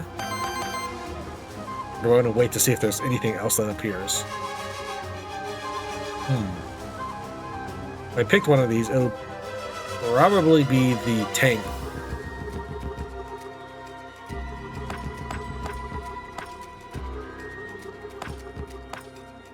Let's see here. H. Redirects the next enemy single attack against any other monster in this part to this monster instead. Okay. That would solve that problem where one thinks to attack a certain guy. So, yeah, I guess we'll go for him if we can stagger him.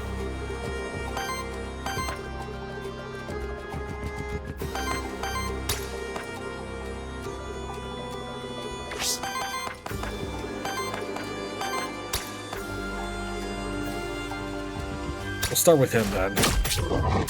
I don't want to get burned. I mean, it's going to burn me, but yeah. I didn't get enough earth out of that.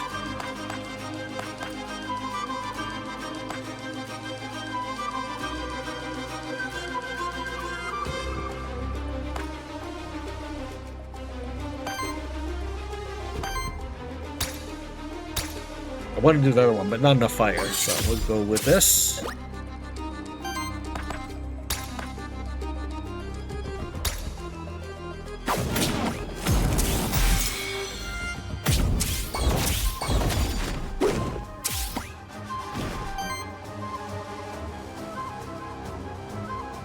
No, none of these enemies really need a green hit, so I think we just finish him with this one. I didn't even kill him, but he is burning, so... Jeez. He didn't even burn because he didn't get the move.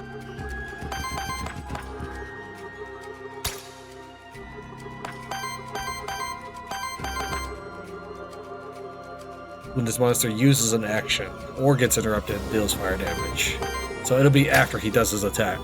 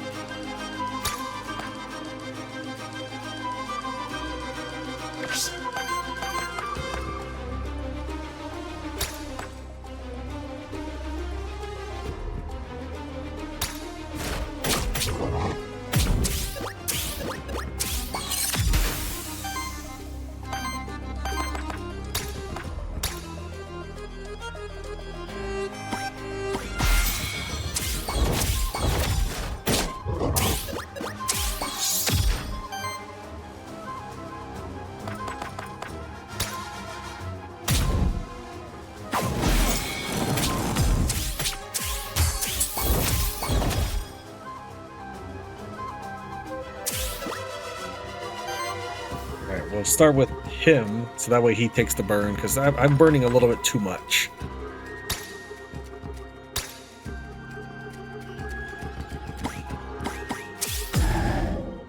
Yeah, we got Terror, which is probably better. Let's see if we can figure out what Terror is. Let's go over to him. Terror, the first hit of an incoming deck deals 1 additional damage for each stack of Terror. Okay. So when I get hit, that would have been bad. We did something like that with the zombie game. Forget what it was, but it was very pixel-oriented.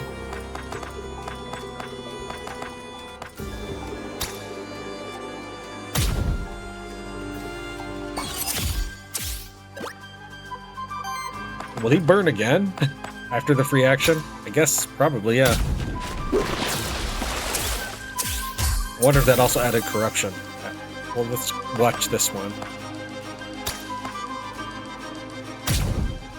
It didn't look like it added corruption.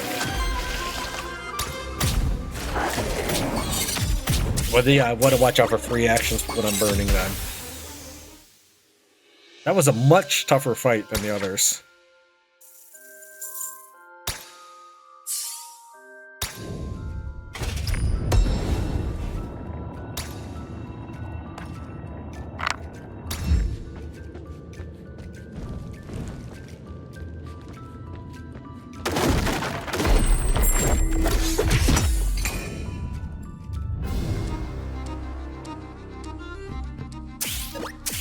Okay, I'm assuming I've seen all the enemies at this point for this region. Fire water one, that was the one I was looking for. Monster Chef, on action. If the action didn't consume cooking stacks, applies cooking to self and regeneration to the ally with the lowest amount of regeneration. Okay, we'll go and try to capture him. I'll need to stack up some greens then. What is this dude? But I knew it had something to do with shields. For every 12 shield applies sidekick. Shields all allies for 5. So will that count as 15 towards Earth and Striker? Oh, everything he does makes shields happen. All damage to enemies equal to the amount of shield in this monster. Now let's deal with him first. That sounds a little scarier than the vampiric one.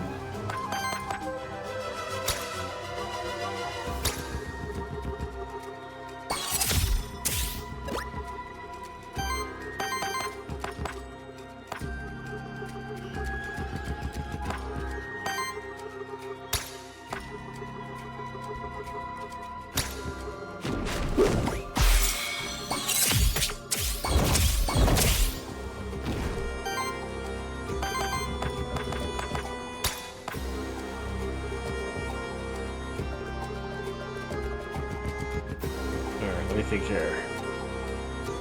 Oh! Wait, so this means it's attacking the bottom guy, doesn't it? I just wish I knew what my guy was weak to.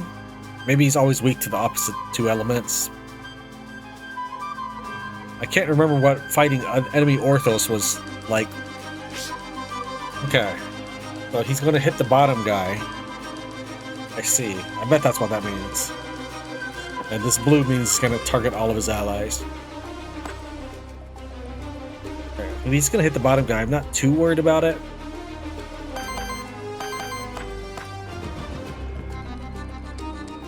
So I should just go ahead and continue stacking damage on the first one, or maybe I stagger them both.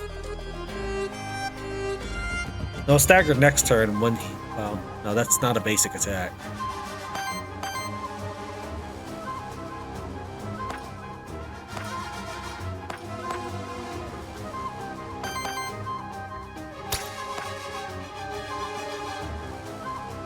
Yeah, I think we just accumulate some Aether for this turn.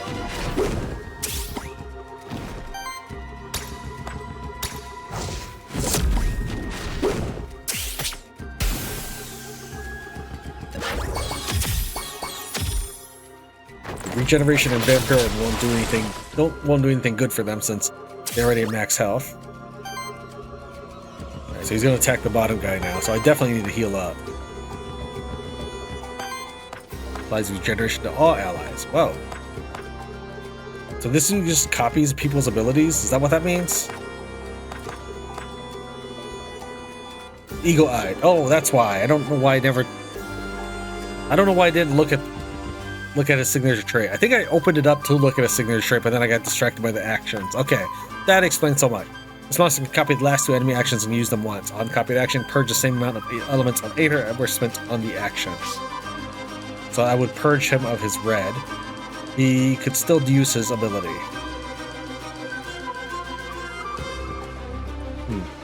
And it's gonna hit the top dude, which probably won't do that much damage. Let's actually see. So he's using, it looks like this one, Lava Soup. So he'll do 15 damage to the top guy. We'll see if I take any less for being fire and earth. Yeah, so I can heal up and get regeneration. That sounds pretty good, especially for one red.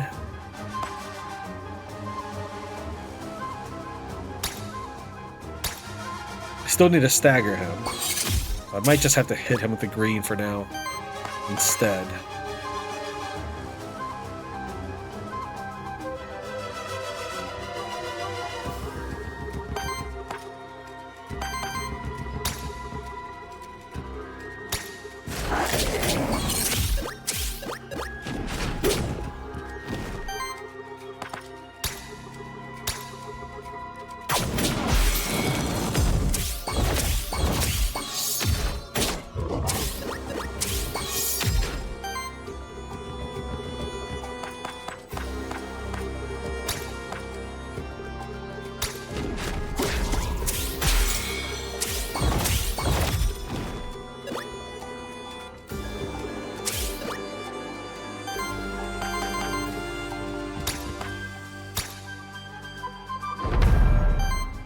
Domovoy.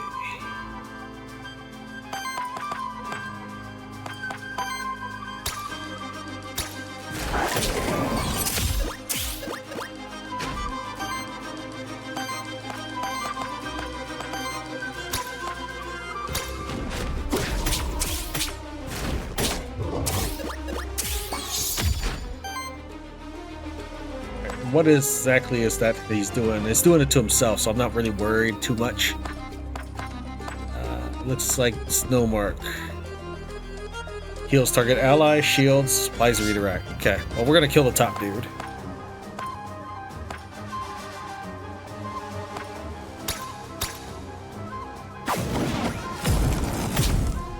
And that results in him having to target himself. And that's very powerful, but it doesn't hurt me, so the burn did.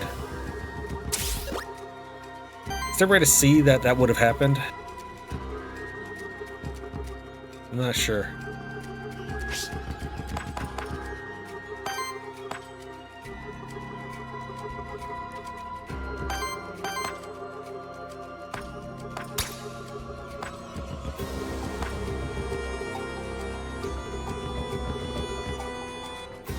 I'll take some burning damage, but I think it should be okay.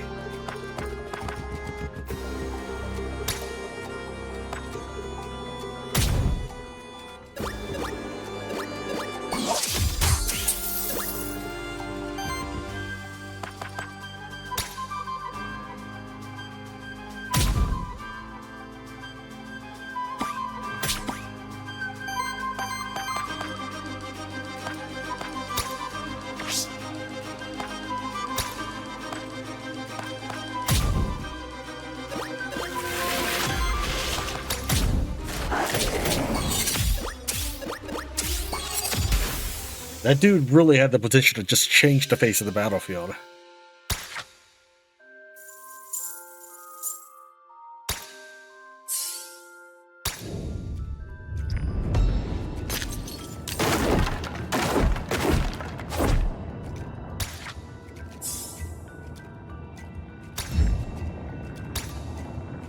Belt's rare. Increases healing of each shield by 1, increase damage each critical hit by 2.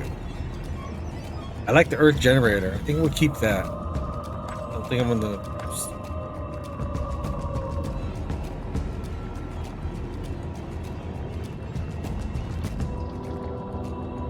We'll go and scrap that.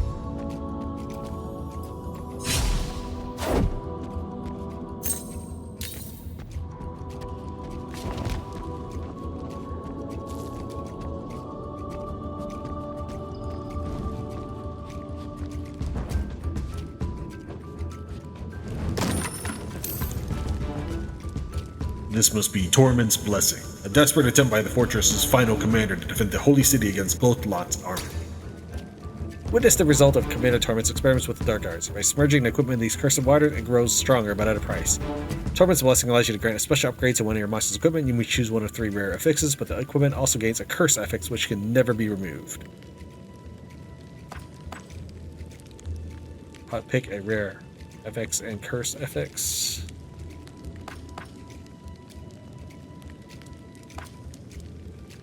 I don't think I really want to screw myself, but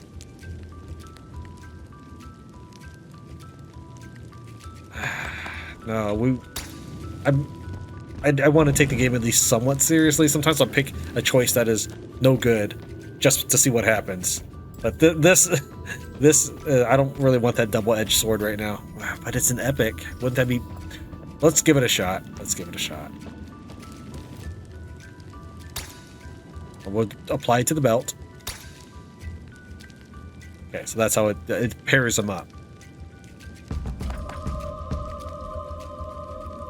Aether consumption. Debuff, cleanse, rare, poison. 66% chance to apply 2 poison.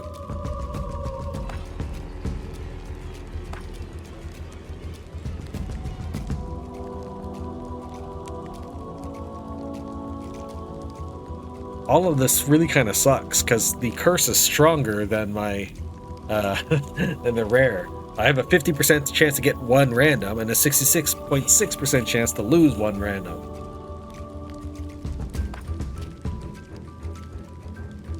Two terror is just 2 extra damage, so that's already not worth it. Yeah, this was a bad deal. Your equipment has received this upgrade and its curse. Oh, I got worthiness out of it. I guess that's kind of worth it. There's nothing left to do here.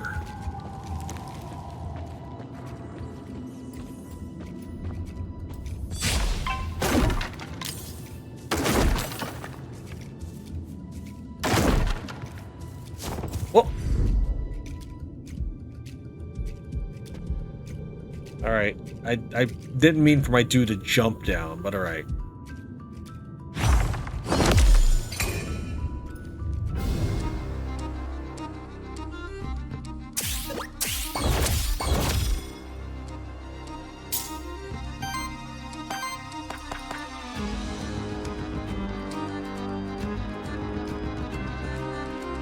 Let's see what that ability is. He's doing Wild Ritual. Grants Wild Aether implies power. We're gonna ignore that for now. We'll probably want to deal with the guy in the back right, the one that has all his his stagger poise.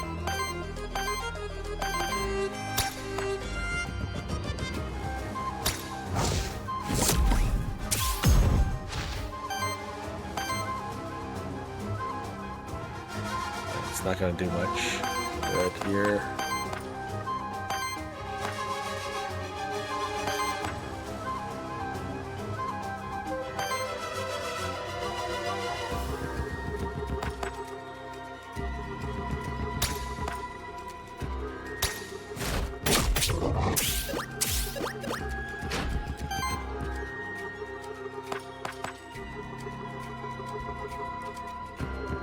I'm not gonna need the green for anything.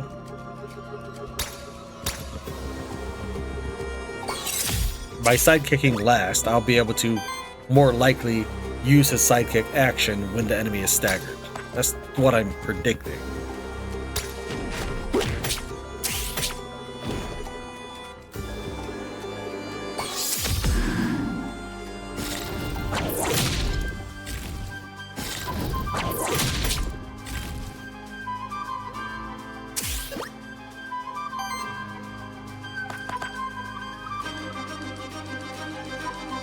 I want to share the burn. No, he has the best hit points and he has shield. I think we'll just keep him going.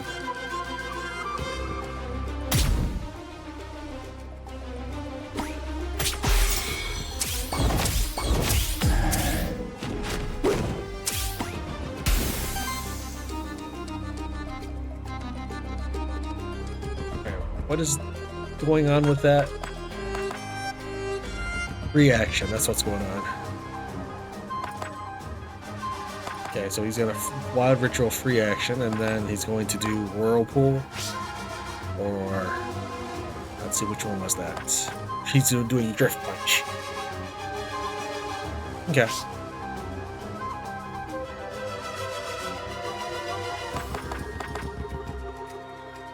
Nice power to self.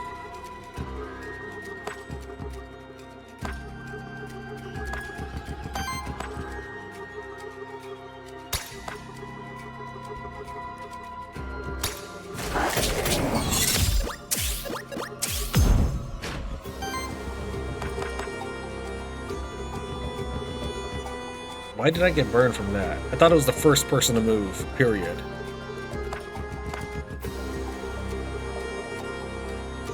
The first ally and the first enemy to use an action each turn. Yeah, it was this dude, he moved first.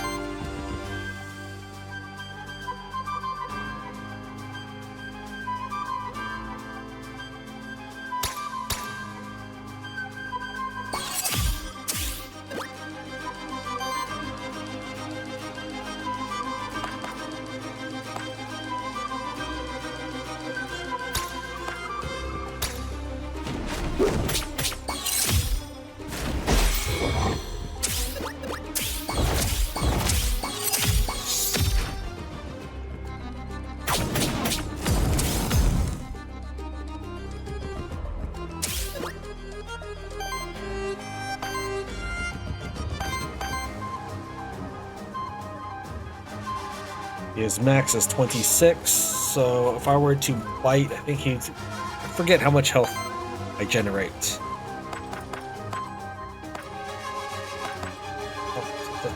I had him selected, but it doesn't automatically toggle that one for searching. To heal the ally by 4 hit points. He has 26. Okay. I should still possibly do this. I'll take a little burning damage, but he is much lower in health, so I think we go ahead and target that for healing. And then when I bite, he'll automatically heal himself anyways.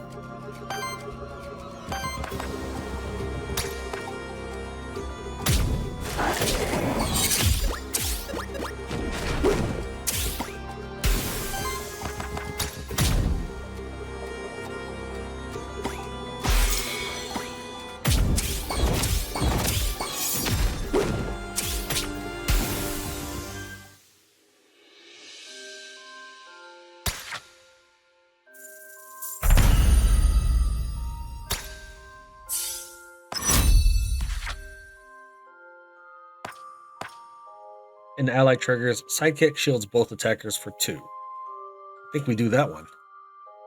Applies 1 burn target enemy for every power stat. Yeah, we're doing joint protection. I was gonna say prosecution for some reason.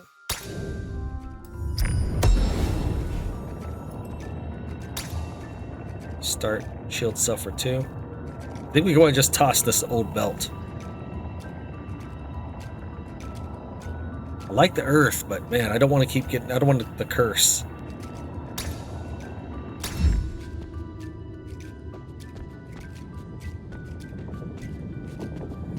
What merchant? Yeah, I can see the logo here. Loot drop epic versus gold. So the loot drop epic. Last time we picked that, we got a champion as a result, and then the battle ended. So the question is it number of biomes, or because it would be sad if you don't fight the champion every time.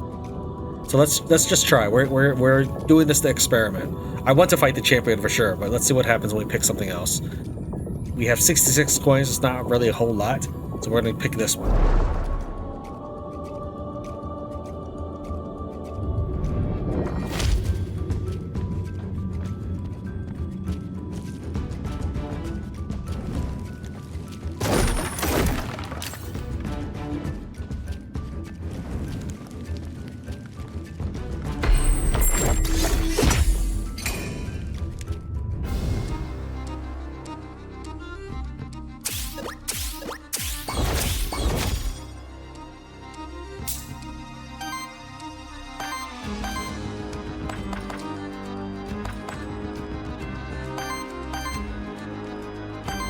Every time we apply a sidekick.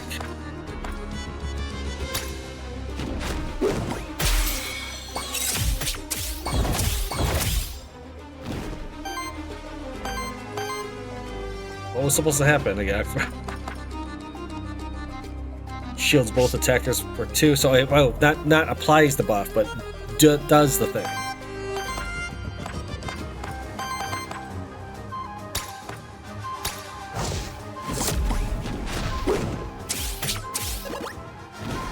Like that. Okay. Yeah.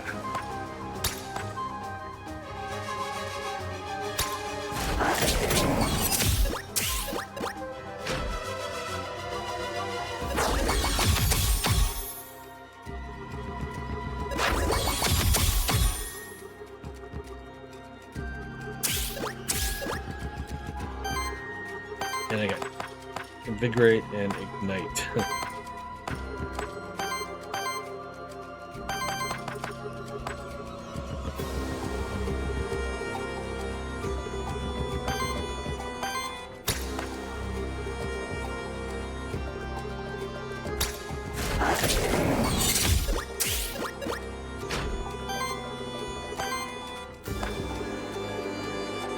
Oh, I don't know why I kept doing that. For some reason, I thought he was weak to fire.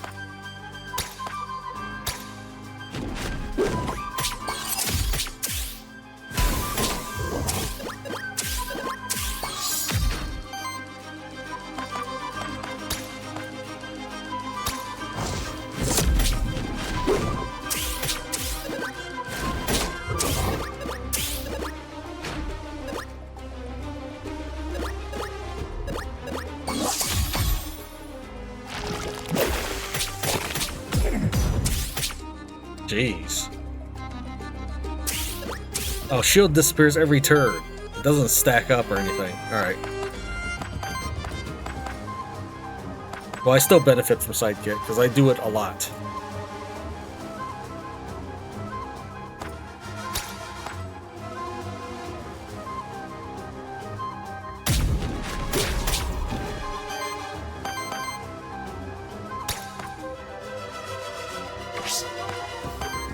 I should have done this charge up.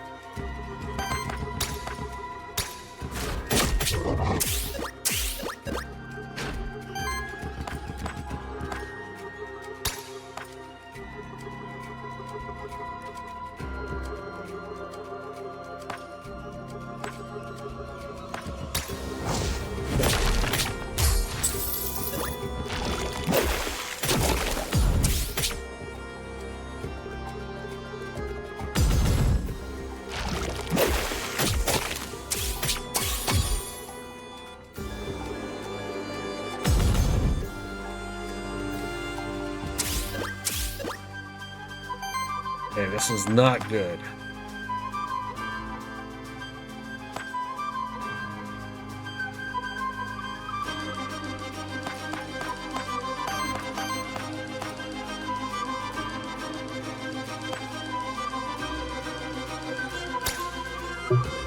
So shielding dust for now. I'm hoping shield negates a little bit of the burning damage.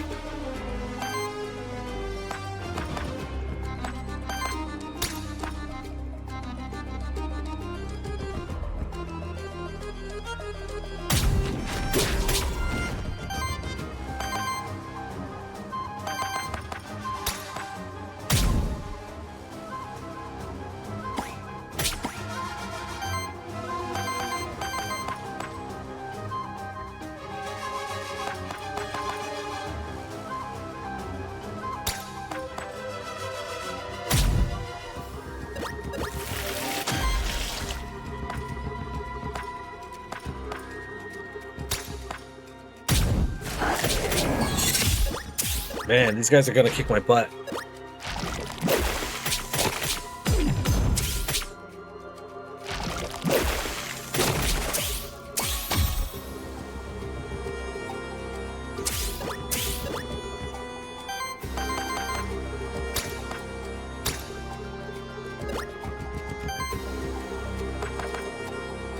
Alright, I can finally kill one of them.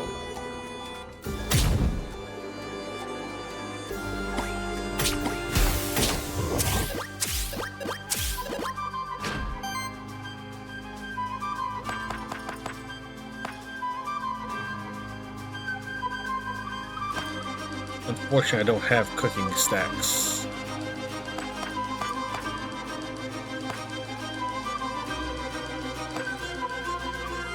I assume I can't make him skip his turn, so...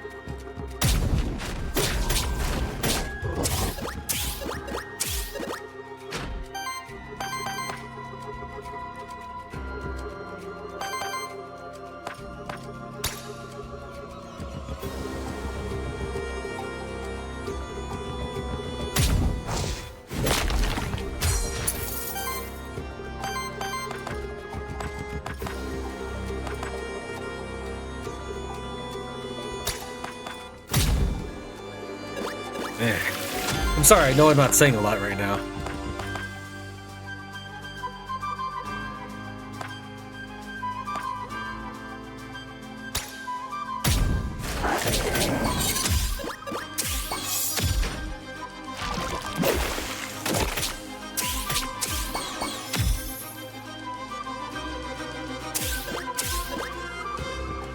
Wish these burn stacks would go away.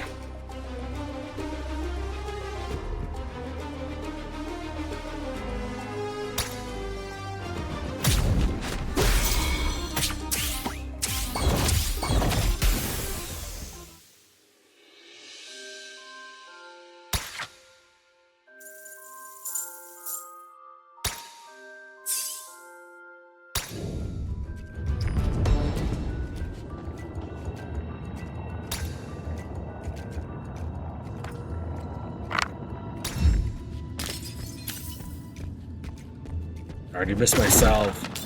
Look at how much corruption the Wolper Tinker has.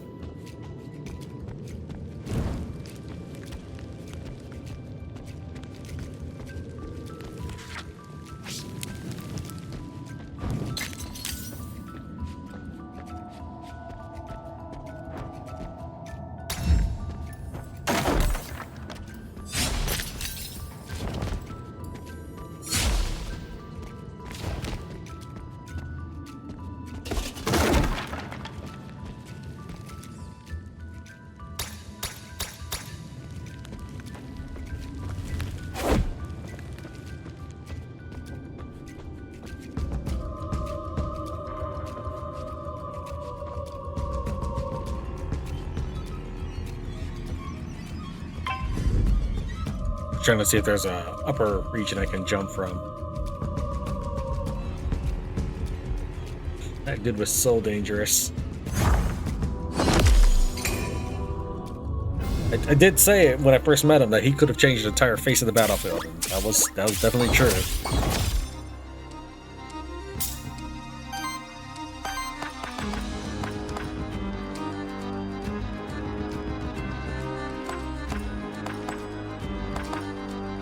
He would use a blue, but I don't need to do blue on anything, so I think we just wind kick him.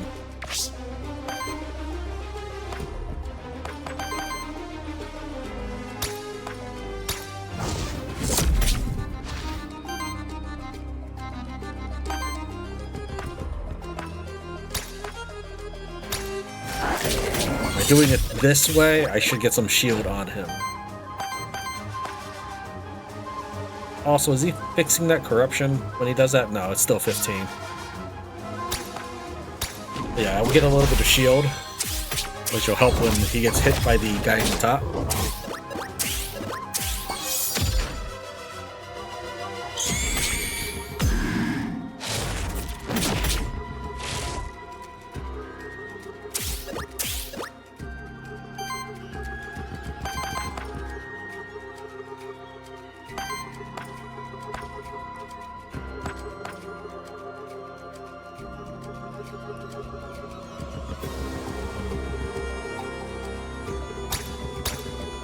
Fine.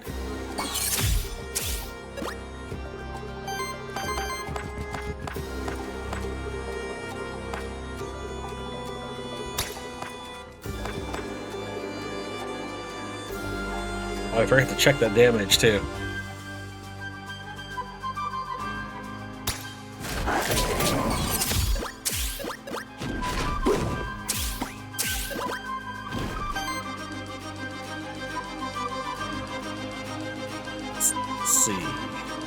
When he drift punches, he'll do 10 damage. Alright.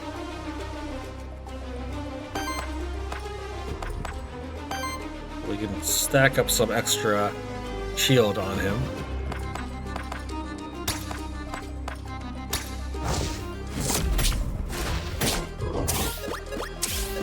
Alright, so when he does his 10, if I'm at 31, that means that I'm not really worried about elemental weaknesses for my team.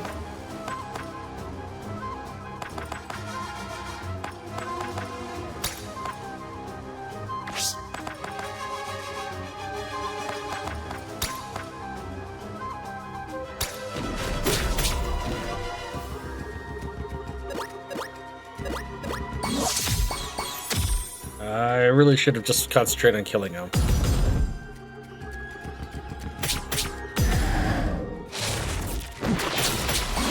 Yeah, there's definitely something going on there, but that might have been the terror.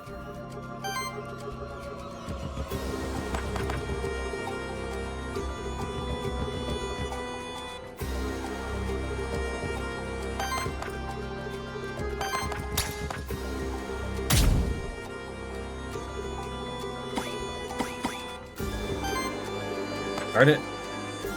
Does he still redirect at this juncture? No. It's only good for the first hit.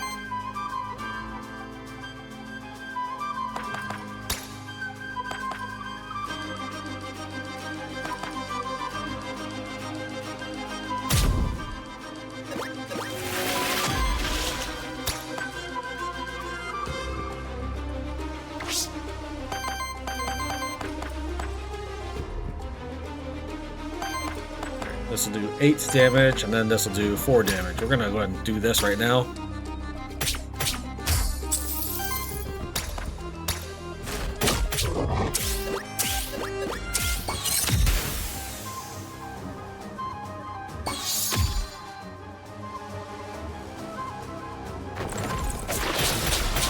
Oh, there goes my best dude.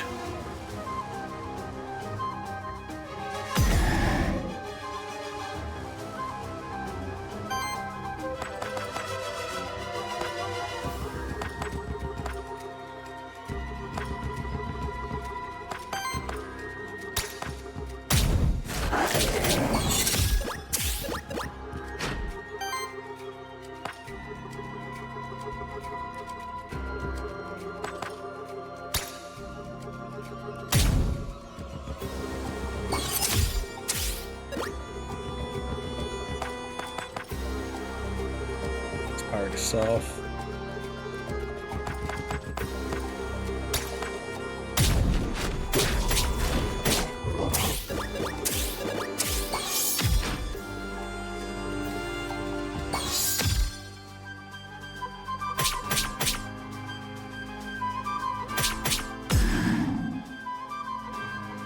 I am taking so much damage from all of this.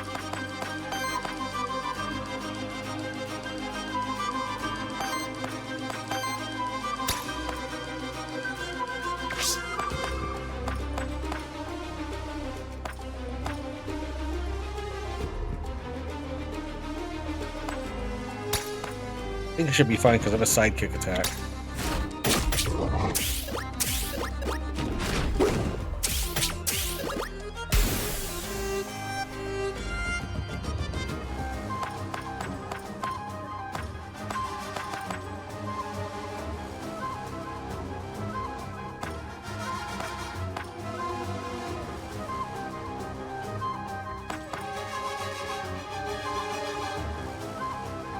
He's going to be hitting both of our characters. I'm not sure I want to enable a sidekick. So what kind of actions are you doing here? He's doing Whirlpool to the middle one, I think. Which is going to be, wow, 24 damage. Yeah, he's doing 24 damage. And then he's going to Drift Punch the bottom one for 14 damage.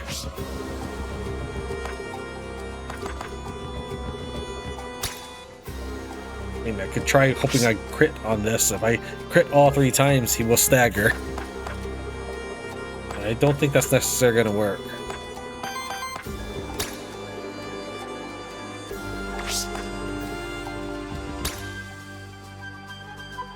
Or negate one of them.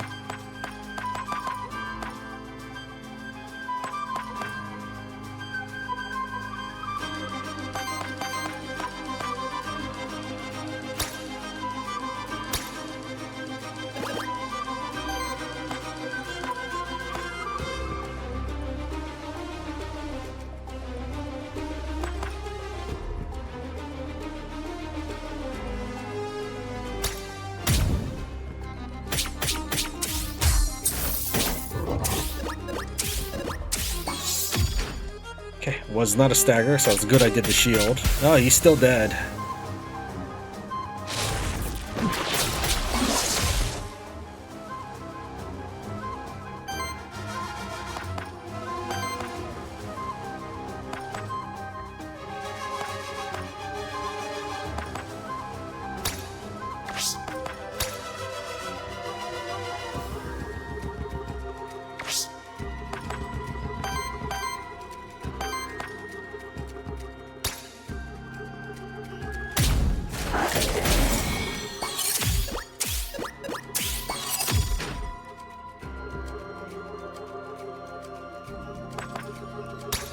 That was so bad for me, that round.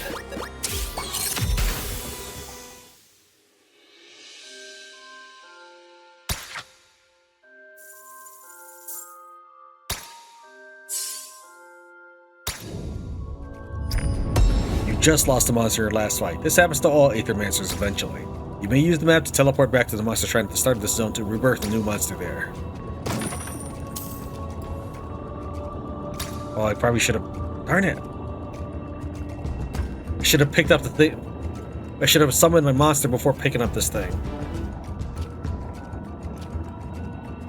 I don't want to scrap it. I just want to leave it. But fine, game. I'm just compounding one mistake after the other.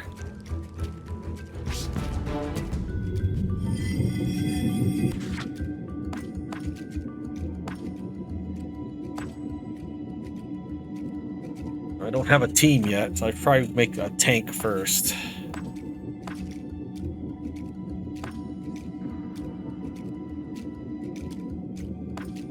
It says health 45, that's all it. Alright, well, we'll rebirth Warden, I suppose.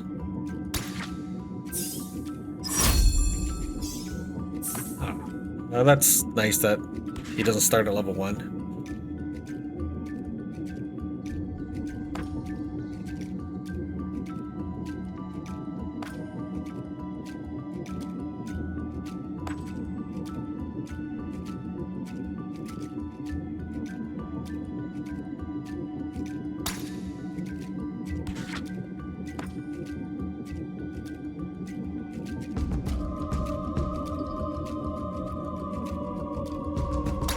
I'm not sure he has any redirects. We'll just go with that one.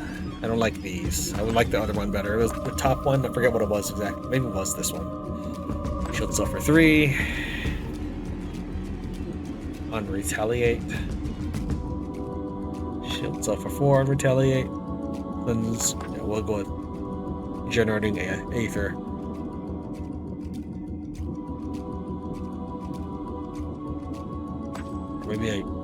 Maybe more shields.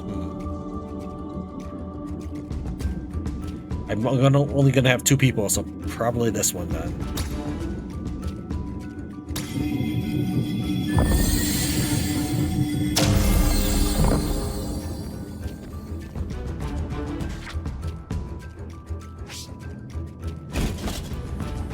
Yeah, I should have picked up the item after I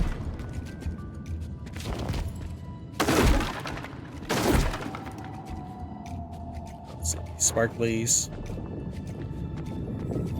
Witch, Loot Drop Epic, Merchant.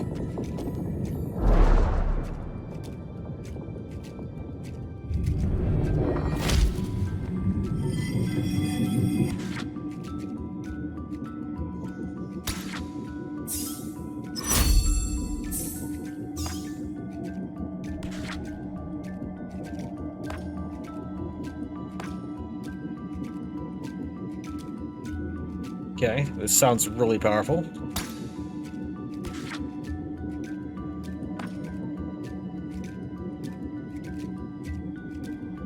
This will get rid of corruption, which I personally feel corruption played a huge role in my losing my guys. So this will maybe help with that. Though we probably are reaching towards the end of this demo. Let me even double check that I'm recording. Yeah, I've been recording for 2 hours. I don't know if this is all gonna make it. I guess it'll be the next big episode. For every 3 consumed regeneration, generates 1 random Aether. Heal the ally with lowest health. I guess we'll do auto heal.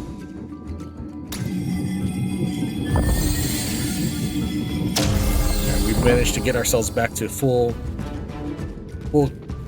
complement or army.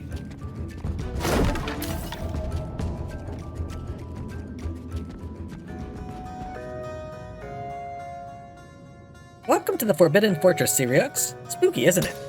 This is where Commander Torment stood his ground against the army of Golden many centuries ago. Some say that the tortured souls of the warriors who died here still haunt these halls. We both know that's just nonsense. It's the cult of Aether that haunts these halls. Just ask that creepy merchant that's always lurking around you.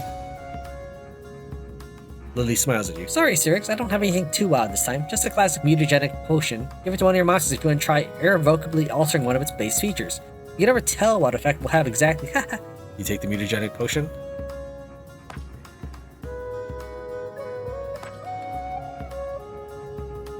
Place healing +1 of Domovoy with a new perk. Psychic damage.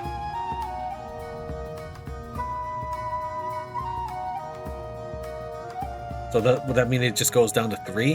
Is that all it means?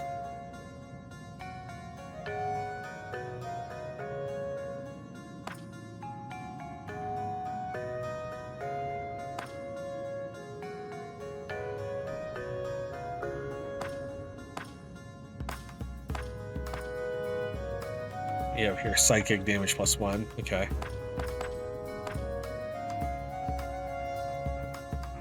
Yes, healing +1 over here.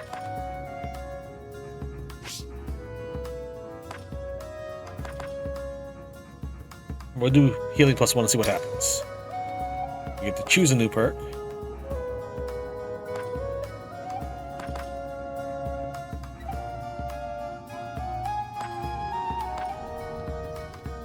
I think this one probably the best. Dumbledore's perk was successfully replaced with hit +1. Wow, look at Dumbledore grow.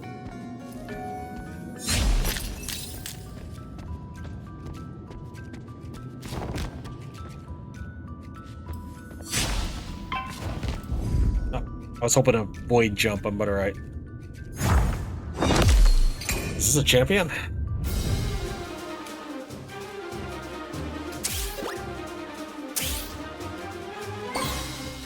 The Void has chosen Earth. Whenever an ally or enemy uses Earth action, Star Spawn generates Wild Aether.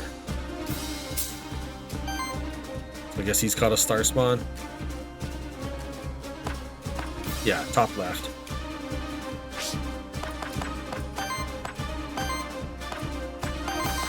Well, that's good that I don't really have a lot of Earth abilities.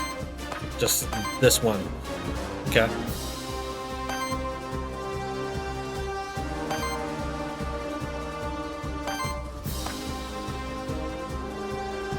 I don't have very many sidekick things left. After getting owned that way, my whole build just disappeared.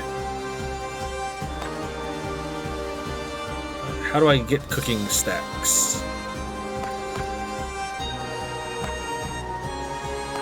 It says consume all cooking stacks, but where do you get cooking stacks? Okay, Monster Chef. On action, if the action didn't consume, applies cooking to self and regeneration to ally with the lowest amount of regeneration. Okay, there we go.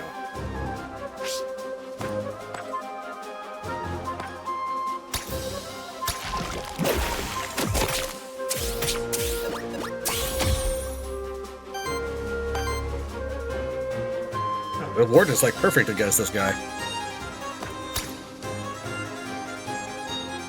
Maybe? Purge one enemy Aether.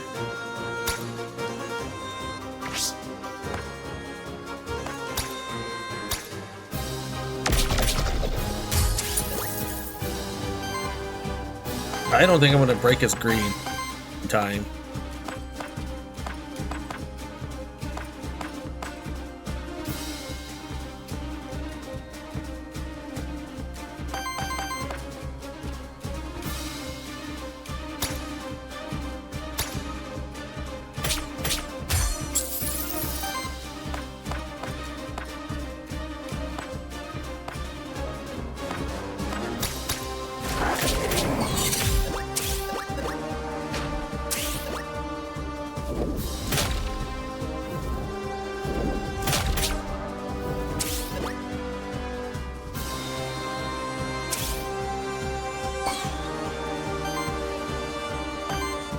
Alright, so if I ever do any fire, I assume he gets wild. Okay, so it changes every round.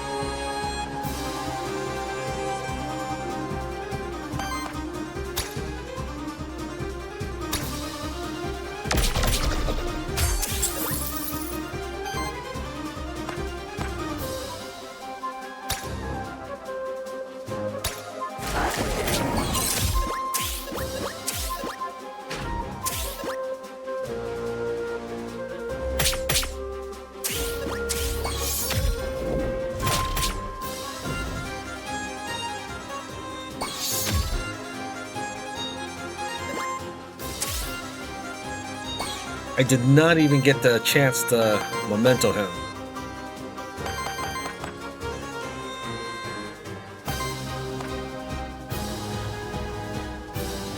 Forget what it was already.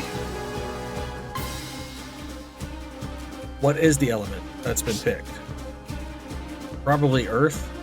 Or does that just mean that he has lots of it? I don't remember what it was. I mean, I could stop the recording and go look at it, but I don't think there's really any point to keeping him from having Aether. He's got all the Aether he wants. Even though I haven't done any of those actions, he doesn't have Wild, but he has plenty of ability. So let's actually look to see what he can do. Okay, so he can Star Beam. I guess that's about it. 24 damage to everybody. That's still a huge thing. Issue is, I just don't know. How do I see what it was? What that message was? I don't think I can. We're gonna assume it was Earth because it's lit up like that.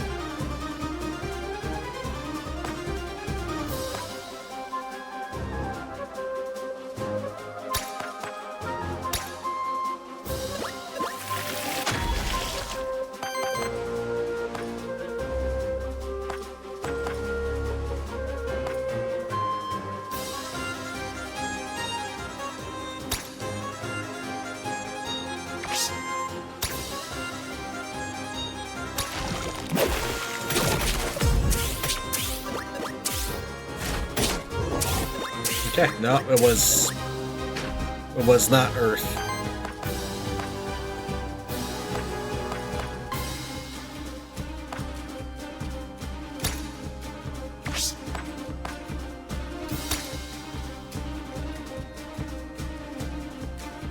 What happens if I redirect when he has a mass effect ability?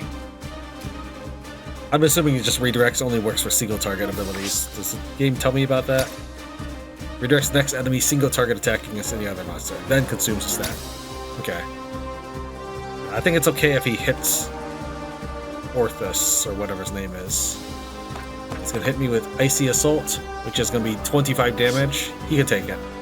But then he's got the other one, which is Lava Surge. It's gonna be 12 damage. You can't take both of that.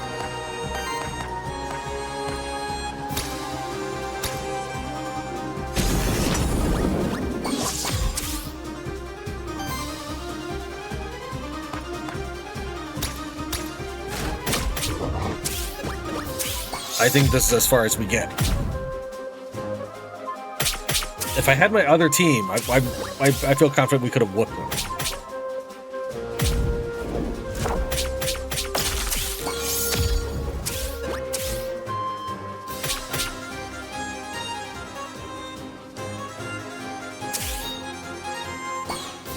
Okay, Element Earth. Oh, it's right here. That's what that is. Is he staggered, or do I have to also get the blues?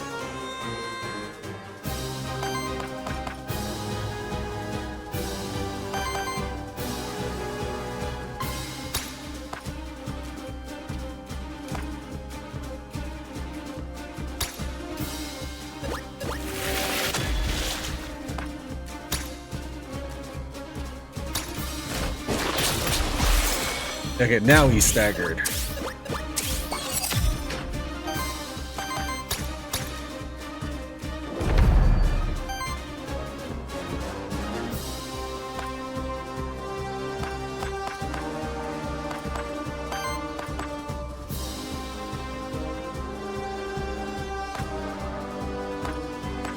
Burn's going to be really effective against him since he'll take that much damage every time he moves, and he moves twice.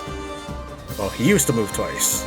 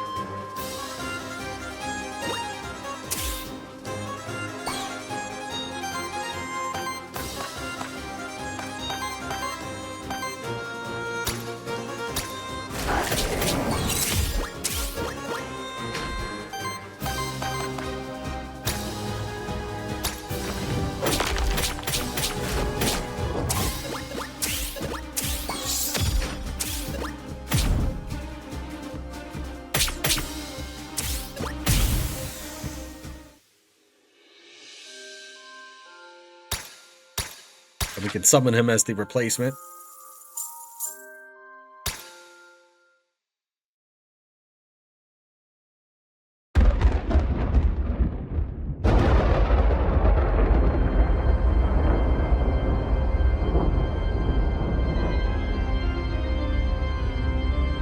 Or we'll just get our butt handed to us at this point.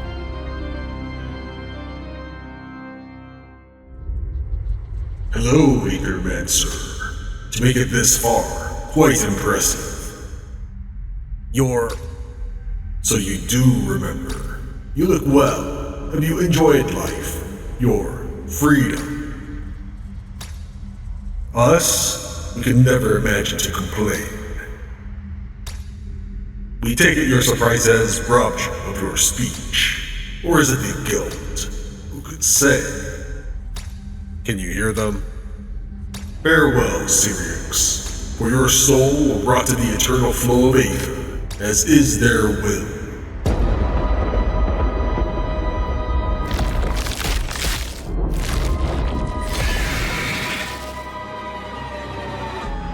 End of demo. Yeah, I was not going to survive that, I'm sure. I was running on, what do you call it, fumes at that point.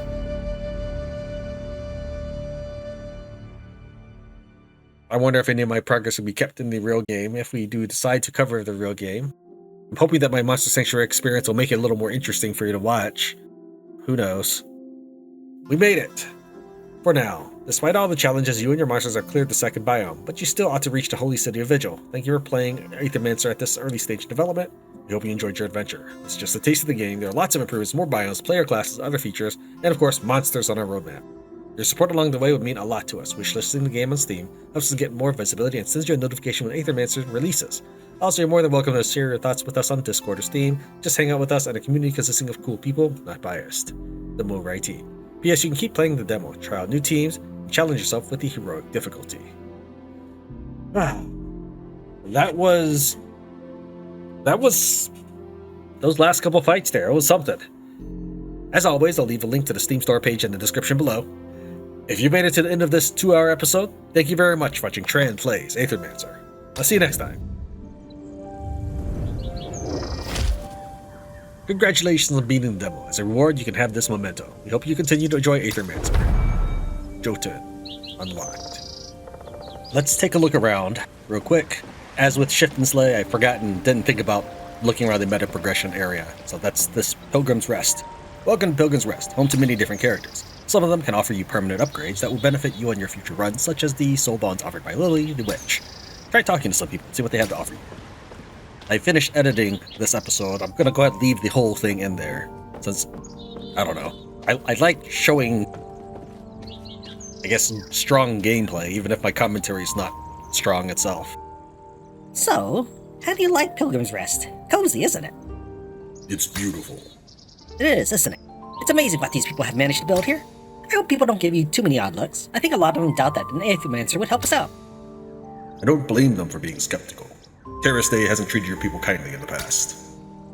That's why this place is special. I didn't grow up here, but it still feels like home to me. Anyway, let's not dwell on that. You remember what I told you about my special ability, right? You mean soul bonding, right? Exactly. Soul bonding ensures that you always have your most trusted monsters at your side when you need them. I just need some Aether crystals to perform my magic. How about it, Syrinx? Do you wish to establish a soul bond with any of your monsters? You only need to have its memento to do so. Soul bonding allows you to start with a specific monster for any of your future runs. Sure, let's just give it a shot. Okay, but we'll need to unlock all the other monsters to complete this list. Let's soul bond with this thing. I have 272. Yeah, let's do the star spawn. Allows you to start runs with star spawn, tides of void signature. Yeah, we saw that. Yep, let's do that. Unlock meta upgrade soul bond with star spawn. Okay. Maybe later.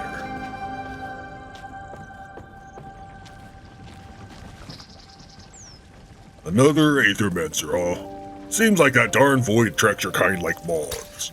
Anyway, should mind my manners. Welcome to our humble village at Pilgrim's Rest. Last stop before the fractured ruins, no place as civilized as ours in miles. I'm Gustavo, Tavern Keep, Innkeep, Judge, Mayor. Another Aethermancer? Straight to business. I like that. Another one of your kind arrived here just yesterday, there by the cliff just up ahead. Said they're an envoy or some such here to study the void. Strange one. A lot of pilgrims come through here, you know. Never bothered to make the trip to the holy city myself, truth be told, but I hear it's magnificent. But it's not the end of the world, anyway. Ain't never seen 2 Aethermancers in a single day, though. We'll try to behave. Just one more thing before you storm off. Did you find any Aether crystals on the way here? Perhaps. It's no secret that those crystals are valuable to our kind. Pilgrim's Rest would prosper if we had a steady supply of them. And I'm sure I could put in a good word for you with the folks around here in exchange. You get what I'm saying? If I give you Aether crystals, people around here will help me out on my mission. Got it. Some of the others around here wouldn't mind sharing their services with you in exchange for those crystals. Let me put it in plain terms. Lee the Witch and Aloth the Envoy seem interested in Aether crystals as well. But why don't you and I try to make a deal first? Are you looking to make a deal today, Sirius? Of course, as provisional mayor of Pilgrim's Rest, I'll see to the lawful distribution of those Aether crystals, as well as to your recognition as our benefactor. Gustavo can grant you perks that will benefit you on your future runs of the Void, granting you additional resources, improving the services of the characters you meet in the Void. Sure. Sounds really good. Oh, okay. Upgrades the monster with a cleanse 5. Start each run. Okay, so this is merchant discount. There's only the one page. Alright, we'll just go with the... Oh no, I should see what the other person has first. Sorry, Gustavo, or whatever your name was. We'll talk in a bit. I'm assuming it's to the top right, but I want to just make sure that I didn't miss anything. We'll talk to the Aethermancer in a bit. I want to find this other person he mentioned that wants Aether crystals.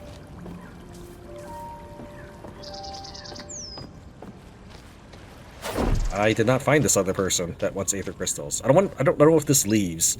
I'm assuming that leaves the area.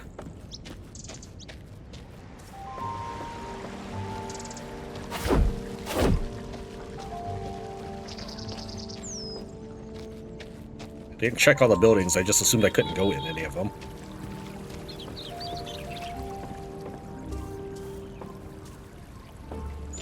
Alright, let's check out the cliff.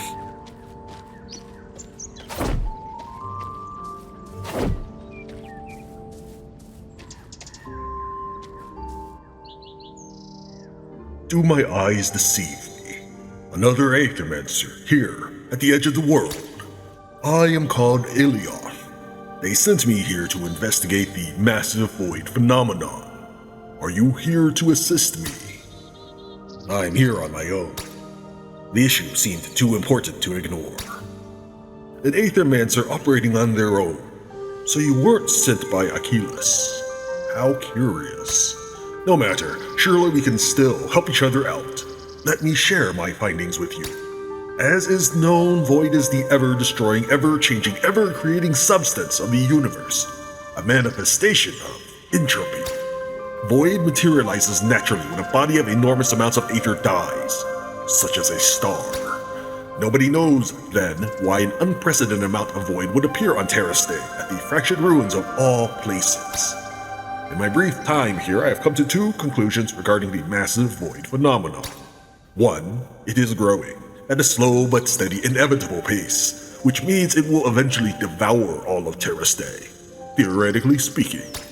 2, its central point is at the center of the former Holy City Vigil beyond the fractured ruins. So if there is a point of origin to the massive void phenomenon, that is it. Beyond the fractured ruins at the center of Vigil. Thanks. I'll head there right away. Should you fail in your quest, your body will rematerialize right at the stone circle next to the village, good as new. Your monsters will be quite dead, however. I should also mention I am trained in Aethermancer enhancement.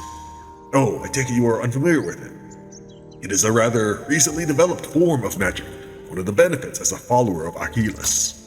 By utilizing Aether crystals, I am able to enhance the capabilities of other Aethermancers and their monsters. I'm not sure if the council would approve of it, but we do share a common goal. So, I will make my services available to you. Okay, so this was the other guy that was... Alright, I was looking all around town. Are you interested in Aethermancer enhancement? Utilizing the power of Aether crystals, this recently developed form of magic may enhance your capabilities as an Aethermancer. Alioth can grant you the perks that will benefit you on your future runs of the Void, enhancing your own powers and your monsters. Let's perform Aethermancer enhancement. Once per run, if it would die, it gets saved from death. Okay, that's super expensive, but sounds really good. Start each run with an additional monster soul. Oh, I would want that. Yeah, but I didn't even have enough, even after completing the entire playthrough once. So we'll do soul start, and then we'll spend something on the Gustavo, right? Soul start. I mean, I don't know. I don't really understand I still don't know what the monster souls are. I guess it's a resource that you use in addition to the mementos. The mementos unlocks things. Is that what that is? It's a little weird that you use both. No, I don't want to start the run.